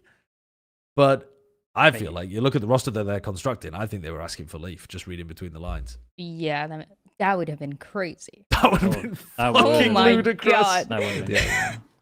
That would have been an absurd. I mean, that would immediately qualify for super team status. That might even be a bigger super team than Fnatic 23 if they got Leaf on the squad. Mhm. Or maybe they're thinking G2 can just plug in Baby Bay. And they'll be fine. Yeah, possibly. I mean, why not pick up Baby Bay for this squad? Yeah. You'd have the vibes guy. Vibes would be immaculate. Yeah. What do you think reasonable expectations are for this team? Or should we be going the way of Mini and go for unreasonable Oh, why expectations? not? Yeah, Why not do it feels for like every we should single build team? it up. Yeah. In fact, I take back what I said about 100 Thieves. They've got to be winning champs. Ooh, 100 100 Thieves. Thieves. Every team. This team has to win 100 champs. Thieves. That's where I'm from. Wait, what? 100 Thieves do not have a roster where they should be winning champs. This team should be winning A stage? Something. a stage at minimum. I mean, Yes. if they let G2 clean sweep Americas again, they've failed. Yeah, with NRG there as well. Yeah. Yeah, for Sure. sure. You got 3 teams that are like heavy Yeah, is that stacked. not like is that easy in Americas if you got NRG and G2 and MIBR? I feel like it seems plausible that one of those teams isn't going to win a stage and or might not make one Masters potentially. Yeah. But I think this team has spent the most and is trying to acquire the most kind of like talent in one place in order to win. So I think it's reasonable to hold them to the expectation that they should be able to Yeah. win I mean, yeah, at they'll be least good. something. I mean, they got top 4 secured at champs. Be Yeah. fine. Mm-hmm. Kind of fucked how that slipped. I mean, Aspas was good for a top 3 every time, and now we're like, no, he's good for a top 4 every time. Yeah, hold up. That's true. Do you think this team will just be straight up better than Lev? Because it's basically Lev, but like with, Yeah. you know, Then mean, Lev Zeka. last Is it week. good with Zeka? What is this question? Yeah. But That's, I mean, that's another question. that Lev team was top 3, and they looked like they were going to Yeah. win champs. That if you had asked coming into Yeah. the finals arena, when the top 4 games were still ready to be played, who the favorites were, it was Lev like comfortably looked like the favorites, and then Yeah. they collapsed. Well, that Abyss game lives in my head against EDG. Aspas walking around with an op. Doing nothing. Just Staring fucking at nothing. no one fucking entering. Just Yeah. hold up, It guys. was- Maybe they'll pick me this round. Maybe we're 7 rounds in. No one's picked your middle, mate. Come on now. I I was think getting to me pissed at it that. just depends on how much Second is going to be doing, like how much freedom is he gonna have, what exactly he's going to be playing each map. Because if they just make him play back while Aspas is just running it down. No, he's going to be the one. Aspas is we're gonna running it fling down. him Yeah, in. yeah, We're yeah, gonna I get was a like, wait a catapult second. and fling Second into the spawn, and then Aspas is going to mop up as everyone looks at Second. I would Yeah. really like, them to play a double duelist with Second just playing Euro. Sure. Yeah, I think if they do that, yeah, they just win it all. yeah, But- that's exceptional. Straight away at this point in the season, they win it all. I mean, if the meta stays the same way that it is, where double duelists like Yoru and Oh yeah. a cleanup Nice. guy, holy shit, this is a crazy team for that kind of Dude, meta. Even if like the only big patch that we know about is coming up is a harbor buff, they're in an incredible spot as well. Mhm. Yeah. They've set Yeah. themselves up pretty well. Mhm. Yeah, they do seem to have. Yeah. Just All the right, vibes. My only question is the vibes. Where Okay. my vibes at? All good. I'll work on it. Okay. Do you want a vibes guy? I can give you a vibes guy. Give me a vibes guy. They're on Cloud9. Cloud9 Okay. got the vibes guy. And fuck the vibe for Mitch and his girlfriend as well on Twitter, unfortunately. Jesus. Cloud9 released Mitch. This sparked a little bit of Twitter drama as Mitch's girlfriend was talking about the fact that they had no scrapbook when Mitch first joined, and she constructed the scrapbook with help from Mitch to make sure that the team was in a good spot for this year. And she was ranted about nepotism as well. Now, people at the time were thinking, oh, well, have they signed like John Cutie or something? Oh, no, it's Zellsis and Penny, which does make the nepotism allegations a little more understandable. Yeah. They are Cloud9 more than any organization love a good old plus minus, don't they? Plus vanity, minus vanity, plus vanity, plus Mitch, minus Mitch, plus Mitch, minus Mitch. Rooney Ooh, as well. Yeah, Rooney in, out, Yeah. shake it all about. And now Zellsis and Penny are back for a party as well. Not that they're bad players. I was gonna say I don't mind this though. Not that I minded the other ones either, but I don't mind this at all. I feel like on paper this is good. As long as they got a strap book. Dude, that's crazy behavior. And so Minus I Mitch's think girlfriend. my view on this one is just that when they joined, they changed comps, so they needed new strap books, and maybe that was lost in translation. There is no fucking way that IMI doesn't have. Strap Yeah, books, that's what I dude. was thinking too. There's no way that like, My guy had them in 2021 when we played against them. I mean, Like, Rooney- I promise you, 4 years later, he's got them. Rooney tweeted saying that is not true, at least when I played with them. So Yeah. I think it's just an exaggeration. It's of new the amount comps. of work that Mitch had to do. And Yeah, to be yeah. honest, you have to do that again because the game's changed again. I could do that every other month. If we're talking about the change, though, holistically, Mitch didn't do badly. Mitch actually did really well for this team. So Zellsis has actually got some pretty decent shoes to fill in as an IGL here. His first time IGLing at all? Or has he done it on some a way back fish. roster? wait, he said he's gonna be IGLing? Oh, He no, has to I'm be, just right? assuming it. Why? Who's calling now? Oxy? Why not? Fuck it. I could think of a couple reasons. Guys, You let's know what? run A. Yeah, I would imagine so. He's always been very vocal in his teams, so it seems like an obvious choice. Him and Imi will work well. They're like best friends. So that'll work. I can't see a reason why he wouldn't be IGL. And then most of them, from what I can tell, are like pretty vocal as well in terms of chiming in IGs. So I think he'll be fine.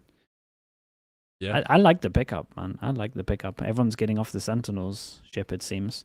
And this just makes sense in terms of, I mean, these guys are the friend team. No, Yeah, for Power of sure. friendship Yeah. is going to get It tested. is the here. power of friendship. To me, I it was like Cloud9 just needed. I mean, they were. I thought they were really good, and they also, in a way, they found what worked for them. But I feel like I wanted them to be a bit more flexible, especially with the role that Mitch was playing. So I just feel like this is good. Well, the that. role that Mitch was playing was mostly like he was filling in the scan initiator stuff, right? Which Yeah. Zellsis doesn't or hasn't really played very much of. We think of him as basically having a pretty similar I mean, role to Zephyr has done it before, right? I think he'll have to But Mitch now. was like He's playing gonna the have to. sky pretty much every map. To be honest, the sky might Towards be the end, the yeah. way forwards as well. We don't, There's a chance. we You don't know know what what? the meta There's a is. Yeah, but maybe. It's possible. But it does make the roles a little strange, and there is kind of more unknowns here too. I think that one of the big positives is that I think Zellsis, they needed a player like Zellsis who believes that they can win, and I think that was net this year for them. And in previous years, they haven't had anyone. They have not had the guy who, when shit gets to crunch time, is like driving them through by sheer willpower. Sure. They've crumbled at the finish line every time, and I think that Zellsis will really help them not do that. I think that he's a really good addition to this team in terms of what they need from an outside the game perspective. Mm-hmm. Yeah, no, I Yeah. fully agree with that. It makes a lot of sense. Yeah, I think that I actually think the main question mark is, as you said, the IGLing stuff, which is Yeah. because I think the roster, you know, again, it looks like another Americas like roster that I can see doing pretty well. Obviously, C9 as an org finished, the season decently well, and under a different qualification circumstances, they would have gone to Gems. But I think it's just, how good is Zellsis in terms of his calling, basically. Like, can that work? I mean, he's very vocal, as we know, so Is it that good? side of it shouldn't be an issue. It's Yeah. just Does it work? it's just kind of the tactical side of it. We'll have to see. Mm. And maybe a little bit with the role stuff, because like Penny obviously could play second duelist, but is is Zellsis playing like KO? Oh, they're all pretty like- flexible though. I'm So not saying they can't work Pepper, out. I'm just Penny, They just don't have a Zellsis, hard initiator player who likes playing initiator. Like Yeah. the scan stuff. scan, sure. Yeah. I mean, the flash stuff, yeah, they've got two of them. they got Zappa and Zellsis, yeah. Yeah. Mhm. I think Penny's a great pickup. I have no problems with Penny. I think that it's great to see him on a tier 1 team. I think, though, that this was an opportunity to add someone with a lot of firepower that could have given them an extra win condition. I mean, I'm thinking in my head somebody like a Demon 1, where you just have like a large amount of fragging. You're looking towards something that could be a chamber meta or a veto or something like that, when they're playing like contact style Sentinels. Mm-hmm. I think Penny's probably the better bet. Like, it gives you probably a better floor and fits the team better. But I think they could have swung a bit harder for something nutty here that would have. Do you really think they needed it? I think they might, with how much You the have to test the Americas power of teams are friendship, leveling don't up. forget. Mm. I think a lot of the other Americas teams are leveling up around them. We're Sure. talking about NRG, MIBR, and G2 as basically being untouchable in next year's Americas if they play the way that their rosters would indicate they should. Mm-hmm. So, it gets pretty tough then to get to any of the international events unless you're really swinging for the houses. No, I I can agree agree, especially because we've always known that Cloud9 is a good like the whole thing about them making it out of groups, but I don't like the things that they're good and they continue to be good. But what is going to actually push them to make international events? It could be Penny in Zellsis, but I'm not sure. I feel like if it was someone else, like you're saying, like a Demon 1, like a Cell or like a second, then I'm like, 100% they will make an international. But right now it's just depending on what they're playing, depending on how Penny looks, depending on how Zellsis looks ideally. I feel like there's more questions than just confidence for the team. They'd have to play really, really well, which Yeah. they have done in the past, and it's still had them coming up short. Are they still the only organization in franchising that's never qualified to an international In from Americas, there's Americas? Furia and C9. Oh, it's Furia as well, right? Okay. Wait, well, everybody. Yeah, I think everybody else has made it to the an partnership international, team. apart that's from crazy. yeah. That's And not a G2. good group. It's not a great group, is it? Yes, you But don't I mean, be there. and the thing is, C9 have been way more successful than Furia have. Yeah. But you're still in that group Sure. because you didn't actually make it. Yeah. Kind of wild. Definition of mid. Speaking of, let's talk Sentinels. team Jesus. that Oh, wow. Set that one off, didn't we? the team that Zellsis has just left. I mean, they've got an interesting roster, actually. They're forced to make some serious moves in this offseason because they've lost some big talent. It looks like they're going to be signing Cortezia, the Spike.GG's Brazilian division, reporting that is likely to be happening. And then there Who's are... he joining? There's no one there. Well, yeah. They got rid of Bang. Yep. That was their The decision. rate's still there, right? No, Yeah. Ray is still there. Yeah, John Kitty is not. Well, Kitty, do we we don't know, know. though? We don't know. John is officially a free agent because his contract expired. But I keep seeing people rumored. They're like, "Oh, John, now that John's gone," and I'm like, "What source? Where have you got that from?" But the thing is, they've just there's just been a report from Akamaru, and also based on a Twitter GIF of a signing contract emoji, that would seem to indicate that John might be out because this is their IGL, right, from the academy roster. So. You pronounce his name Caillou? Is that how you... Yeah. Surely. Right, well, this very much looks like Caillou to Sentinels for 2026. And that very much would seem to indicate John's found a different home, though I don't know where the hell it is. Yeah.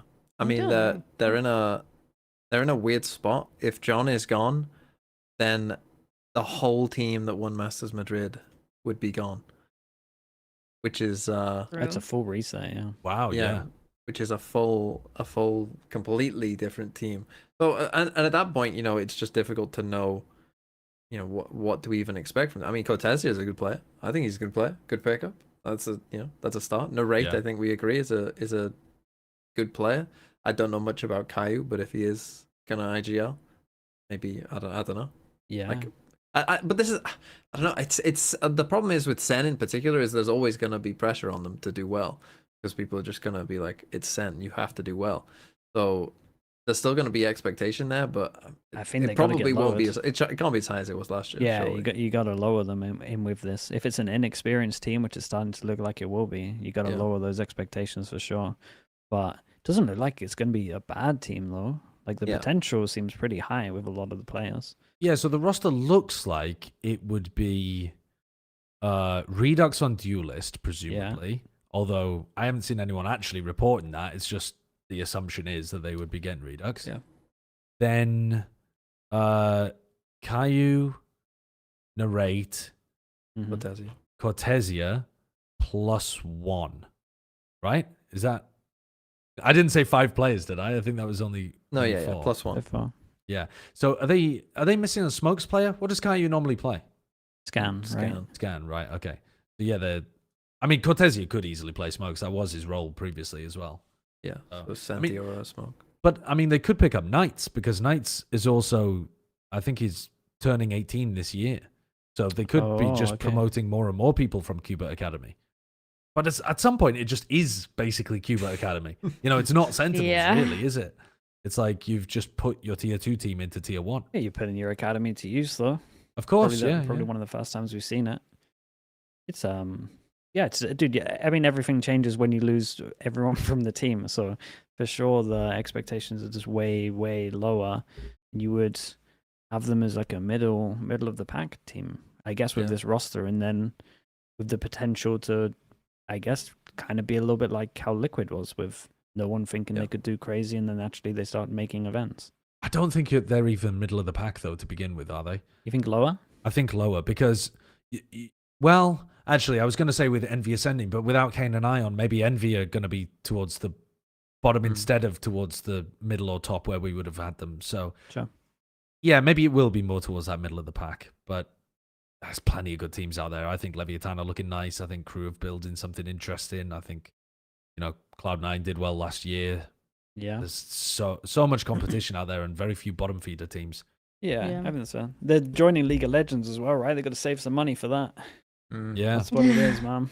But at the same time, people were genuinely saying that as like a real take. But then Zekken was apparently offered more money to stay on Sentinels than he was to join MIBR, and he was like, "Nah, fuck you guys, I'm out." I mean, I'm sure he didn't Jesus. phrase it like that, but he wanted to play. I He can't wanted to believe play he with said Aspas. that. I can't believe Yeah. he said exactly that. Those Yeah. exact words, yeah. Yeah, he spat on Rob Moore's bald head. Wow. It was actual hate crime towards bald people. Yeah. So it's not like Sentinels are actually being tight this offseason, as far as I'm aware. It's just that they no longer are the like place to be if you're a superstar. The place to be this year is MIBR or even NRG, I guess. Sure. I mean, dude, I'm kind of fine with it. I'm not sure how the fans will feel, but it's like give the up and comers some potential. You're in franchising for next year. You're one of the biggest orgs there is, so you're not the ones that need to spend money this year. I don't mind it too much, just as long as every Sentinels fan understands that the expectations are not the same. Yeah, they definitely will. Don't worry about that. Yeah. Yeah, They're very they're understanding reasonable bunch, guys. I've heard. Yeah. Oh, okay. Well, then we're fine. I'll explain to you how some of the Sentinels fans are responding too, because I've seen this in a few different places, including my stream.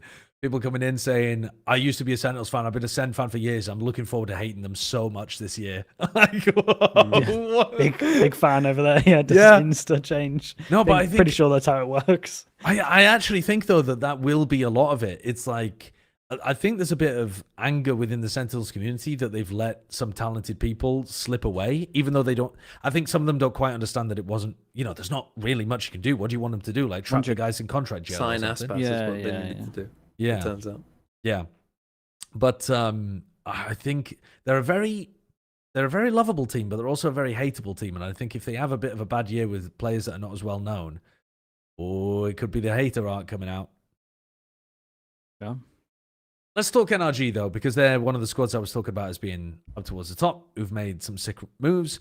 It's one that we could have seen coming last week when we had Bonker on the show, to be honest. Keiko going over to NRG. TMV, I think you sold him on it. He basically I think we signed him sold as soon him. as. I don't think this move had happened yet, and I think me and Sliggy brought up Keiko to him, and he was like, Yeah. "Holy fuck! Wait a minute, Oh, what if we God. sign Keiko?" That's And he was crazy. like, "Holy yeah!" And there he goes. A day later or whatever it was, that moved quickly. From He was me and just Sliggy about to hanging very out. fast. He was just about to Yeah. sign Mind Freak. He had the papers, like the ink Yeah. was about to be put onto paper, and then he's like, "Oh shit, yeah, Keiko's available." It's And there he is. it's the best. I mean, we said it last week. It's the best you can get as a replacement. So they did great. And in the coach's words, an upgrade. Yeah. He said anyone was Wait, an what? upgrade. Bonka was just joking that anyone's an upgrade over Som. Oh, okay. Yeah, they actually hated playing with Som. He didn't Yeah. retire. He was forced out of the team. Yeah. That's so sad. I don't think there's much to be said here, right? Except I Nah, suppose I just want to ask, is this team expected to win something next year? I mean, yeah, because they won something now, but Mm. that's their own fault. For winning. Yeah, you Yeah. don't want that That's expectation. what happens don't when you win, champs. dude. Yeah, you won. You now just got to win again. For sure, they're expected to win something. And by something, you mean a global tournament? Yeah, one of the Masters. Yeah. Masters champs. Ethan gets his fad. I mean, that'd be pretty ridiculous. Ah, bruh, you got to retire after that, man. Or you just keep What, farming mid-season? They them. win the No. first Masters? No, I'm no, done. champs. At the end of champs. No. Third champs. I mean, if he wins another champs, God, if he wins he's- third champs, shut I mean, the he's fucking just- esport I down. could get Yeah. it forever. The 2027 changes actually are just shutting down the esport. Ethan completed it. I mean, can you imagine how much the Counter-Strike frogs would be laughing at us if Ethan just came over and immediately wins 3 champions? Like he's, he's already such a talented player, obviously within that scene, and it's not like every CS player's come over, but it'd just be such an easy dunk. Oh, mate, there's a lot of easy dunks. It's okay. They don't Yeah, need there are. any more. They don't need any more, man. The judge still exists. Yeah, yeah, but at least their stock market crashed, so Yeah. I've lost everything though. Yeah, it's serious talk. Wait, It's are we awful. gonna talk about Furia or not? Do you want to talk about Furia? Go on, then you go. Yeah, I let's just- talk I just about Furia. I just have something to say about Furia. Yeah, let's move on to Furia. Then. Now, you guys are reminding me because we're talking about NRG. But I you don't guys think any of us three have much to say, so this is going to be. I have something to say. And it's a big one. Okay, you guys might not see the vision right now, but Furia is winning champs. Now, hear me out. Hear me out. Walk with me here. Okay. Bye. Last year. no. Hear me out. It's a really good theory. Last year Okay. in tier 2, we had M80 and we had TSM going to Ascension, right? But who was the third place? Who was the forgotten one that didn't make it to Ascension? And then people were kind of expecting. It was Oxygen Esports. Oxygen Esports then went to have an insane roster that got picked up in different parts. I'm taking a look here. It was Verno, who went to MIBR. We got Scuba, who just won champs. We got Mitch, who went to Cloud9, and Redux and Dapper, who went to Sentinels Academy. I mean, that is a very insane, successful roster. Yep. And that last match that Oxygen Esports ever played was against TSM, and they lost. Now, let's take a look at this year. Who got third place? That is kind of that forgotten team. 4. And Furia is picking up a few of the core players. So they're picking up Alim, the duelist, and they're picking up Nerf. Right. And how does this have any relation to Oxygen again? They are the third team that didn't make Ascension. The forgotten ones, the team that nobody thinks about. They didn't even talk about the orb. But they don't know how insane the players are. Right. And so Soccer Pulse is just showing that there is I mean, the thing is, this Furia page is not in any way related to the team that they're about to sign. It's much more related to the beginning of 2025. Where are those 2 games? Oh, where's that one game that they won in stage 1 with the sub roster? 2G game. The Beat 2G. where the fuck is it? Yeah, there it is in There kickoff. go. Sorry, not stage 1. I mean, this is. I mean, we could be seeing a lot more of that. You guys don't see the vision, and I understand, but let's talk next year.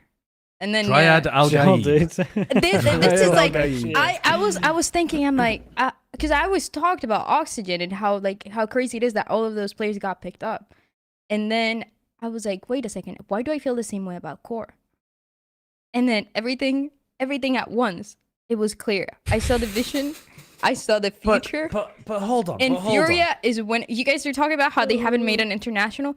Their first international is going to be champs, Dude, and they're let's- going to win it. Let's start Incredible. by qualifying first. surely. I think this is good. We should do that. We've said it. Every team, Furia are now expected to win champs. If they don't win champs, it's a failure. But that Oxygen squad, people knew how insanely talented the players were, even though they Yes. didn't make it.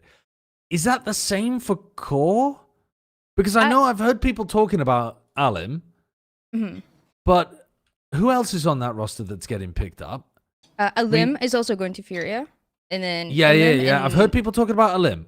Yeah. and I've Nerf. also heard people talking a bit about Nerve. Yeah. Yes. And then there were, I don't know if there were rumors, or Furia Darkest plus was doing EU? some tryouts. You would be a good pickup. Yeah. I mean, Yeah. that's a nice pickup, bro. That is a great pickup. They're definitely Beating not. NRG 6-1. Hold on a second. I'm on Wait, board. Hold on a second. Wait, Hold on. wait, it's She all might be making onto sense. something. It's all Oh, making Imagine sense. if Riot changed the rules to first to 6. Hold on. And this is the team that still has Koala Noob playing. IGL. Is Koala IGLing? Oh my goodness. Yeah, so Koala IGL Andy's and still on Artazine Navi. as well, right? So Koala Noob, Artazine, Alim, EU. EU, and Nerved. No, because wasn't Nerve joining as the IGL or something? Dude, I'm losing my mind when it comes to these Furia leaks. There's too many. I Doesn't don't know. matter. I don't What does know. it matter? Nerf is not idealing. What does it me. matter? I'm pretty sure. Dryad has seen the future. Okay. Yeah. It is Believe. incredible that I saw the future like this. I mean, it's. I'm so confident. Like I'm just gonna keep talking about this the whole year. If they make it to champs, just if they make it to champs, Yeah. that will be, That would be an an enormous exceptional achievement. hmm Yeah. And they will make it. Isn't that great? If they do, I think they need to like put you as you should be their mascot instead of the panther for a while. Every time they play, it's just a picture of your face. The Yeah. prophet. Yeah. I was believing in them since day one. Not even day one. We haven't even started. Yeah. I can't wait. Day minus 100. Let's talk crew though, so we get more of the Dryad. Visions. Yeah, the visions. Yeah. So crew, they've already got Dante Deus, Sadak is apparently going there, Les is already going there. We've already talked about that. To round out that team, they're looking at Silence and MW Zera. Now, the MW news came out of nowhere for me. Yeah, that was But- like, yeah, that was really In random. a fragging meta? I I'm mean, in. the boy can shoot. The boy can shoot. Don't put him on Initiator, but thankfully they're dead, the Initiators. Yeah. No, dude, honestly, I don't mind this that much. I think this is kind of on paper. It sounds really nice. The way that you were talking about the Sentinels fans, just getting ready to hate next year. That is how the Right. crew fans feel right now. People Why are is that? not happy because so LATAM only has 2 teams. We have crew and Lev. Yeah. And in the past couple years now, or like past year mainly, we like Lev moved from only LATAM roster to like international, like Brazil, NA, Yeah. whatever. And so the vision was like, oh, crew's way better because we do actually have LATAM talent. But this time around, they're like pretty much kicking off their LATAM players who have. They've like, still got 2 Brazilian. LATAM players. Yeah. They've still got Dante and Sadak, right? Yes, but I don't.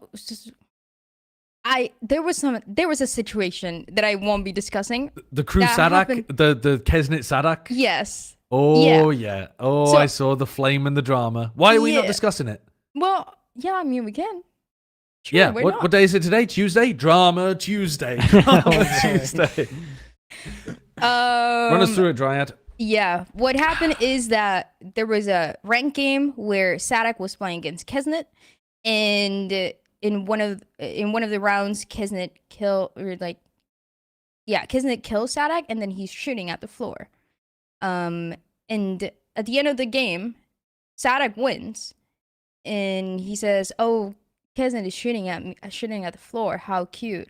I hope I can go against him in VCT Americas next year." Oh wait. And Yep. Envy though, I've already cooked it up. Envy Kesnet, it's happening. Well, that was just Baby J for a moment coming out, and now Sadak.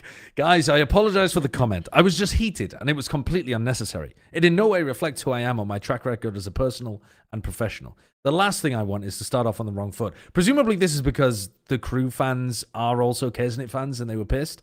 I mean, more that I think the fans are Kisnet fans before they are crew fans. So they were we're going to pissed defend at him no this. matter what. And then a lot of people were saying, like, there's no way you picked up this guy that is, like, talking shit about Kisnet who, like, did all of this for the team. I mean, it does get pretty...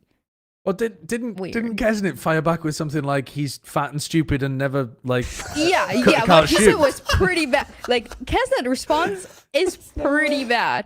But he Yeah. also said, Kisnet, before he was, like, he didn't even know that Sadak was the player on the other side. He was just he shooting was for just fun. throwing the he was it was just just a, shooting it from was the just a hip. classic Yes. Kesnet. I'm gonna spam my body because I'm Kesnet. Yeah, so, and that's I think that's That why he makes got it so even mad. funnier. Yes, that's why it got so bad, because if it was intentional that there's like some beef and that's why he's doing it, sure. But Kisney was just chilling. He was just like doing the same thing that he would do to any player, and then that he was mad and he said some crazy shit. But yeah, anyways, a lot of the crew fans are like, yeah, I'm not gonna be a fan of crew anymore. But This okay, so he said this bald ableist slur went to Europe to go negative in every map. I mean, is he bald? No. I don't think he's bald, is he? Hold on. To know if You've he's just got Wait. straight there, mate. Yeah, I've just to know. it might not Is this another bald hate translate. It might not translate that. Wait, what was the word in Spanish? I don't know. I've no idea. We don't need to translate this anyway. We don't need to translate sure. hateful comments, I suppose. I read it out and then I thought, wait, hold on. That's me he's talking about.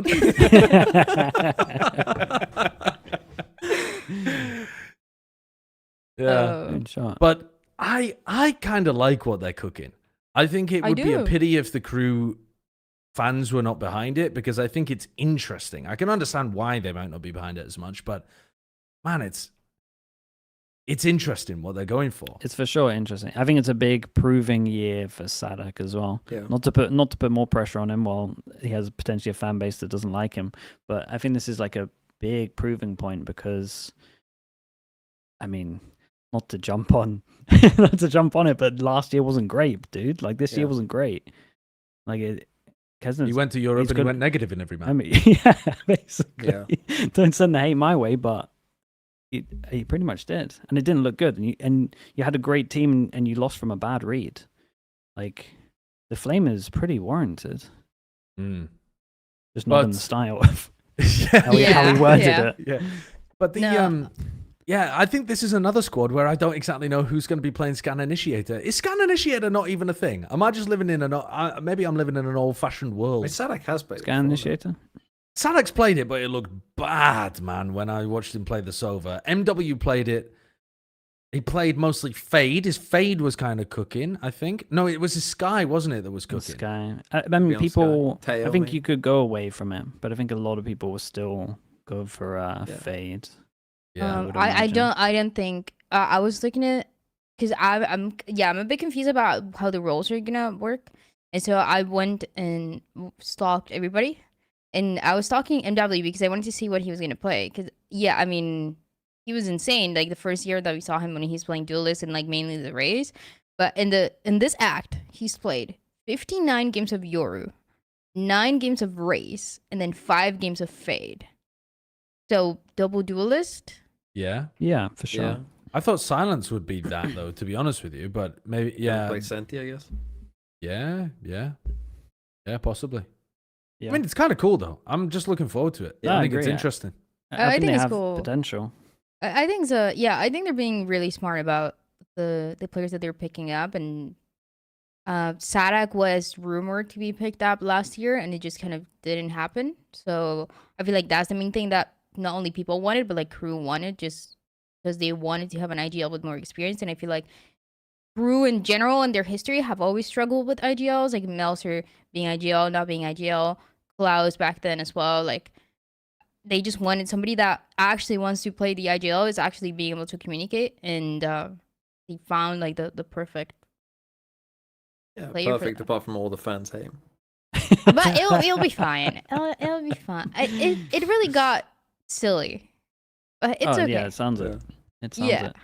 Yeah. We gotta start wrapping this up. Yeah, I yeah. have content. I've got Okay, liquid yeah. content after this. Well, I in think like we 30 can. minutes. To be honest, we can get out of here now if we Yeah. like. I mean, the only other topic that we wanted to take a look at was some Wolves stuff, but we can kick that down the road. There's no problem. It's but we've always got TMV on here for his Wolves reactions, so That's we're, true. we're good with that. We're good with that. Now, Wolves are expected to win champs. Are they? So, by by me? by Yes, you? By you? By me. But it might be a tough game against Fioria in the final. Let's go on then to our most important topic of every week. It's Wyatt's Weekly Award. Is it? It is. It is. Is it? Is it?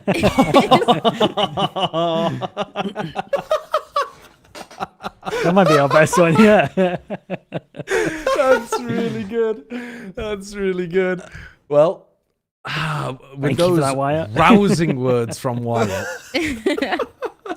it behooves us to grant the weekly award. Now, the weekly award, I think, should go to somebody who popped off in Ascension and earned their team a big victory. Unfortunately, there's so many people that I want to give it to. gonna say. I don't know who the hell to narrow it down to. I've got to be honest with you. Who are you on? Give me some options. I think. I've got one in my head. Why? Who's your option then? I would say Zexi or Zuna, just purely because they didn't win MVP in Pacific, even now though they should have. that's a very good one to balance out the Yeah. To balance out them doing it. MVP award. Zexi in theory would have got it, I think, for You the think? final performance. You don't think it was Zuna? It's final bias. You got to think Yeah. if it was played on stage. Yeah, but final also- map, they go but around, also- ask everyone. Everyone can only remember 20 minutes ago. Fuck that bias. Zuna was their best player in the tournament, I think. Yeah, he was. So let's give it to Zuna. Okay. There you go. Wyatt's Yeah, Weekly no, Award this nice. week going to Zuna of SLT Seongnam. Who It should have played come a- to me, but whatever. Oh, okay. I, What did you do this I week that was worthy, promise Brian? you, I promise you, if Furia win champs this year, you are getting the Wyatt's Weekly Award for the whole of 2027. No yeah. problems. 100%. I'm so excited for when that happens. But yeah, Zuna, if you haven't caught him, is going to be a pretty nutty player coming up into tier 1. I mean, there's an initiator player that, I mean, hopefully won't get crippled horribly by the upcoming nerf, but we'll see. Yeah. Thank you very much for watching this week's episode, everybody. We'll be back next week to talk more roster moves that are happening. You may put a bit of attention onto Spotlight or Game Changers as well. Or we'll take a well-earned break, depending on what people are up to in their day-to-day lives. Again, platchat.com if you want tickets to the live show for the Red Bull Homeground event. That is on November the 12th, so almost exactly 2 weeks from now. And we'll see you then. Remember to subscribe to the channel if you aren't already, which I know that like half of you aren't. And we'll see you next week. Goodbye. #SciTV.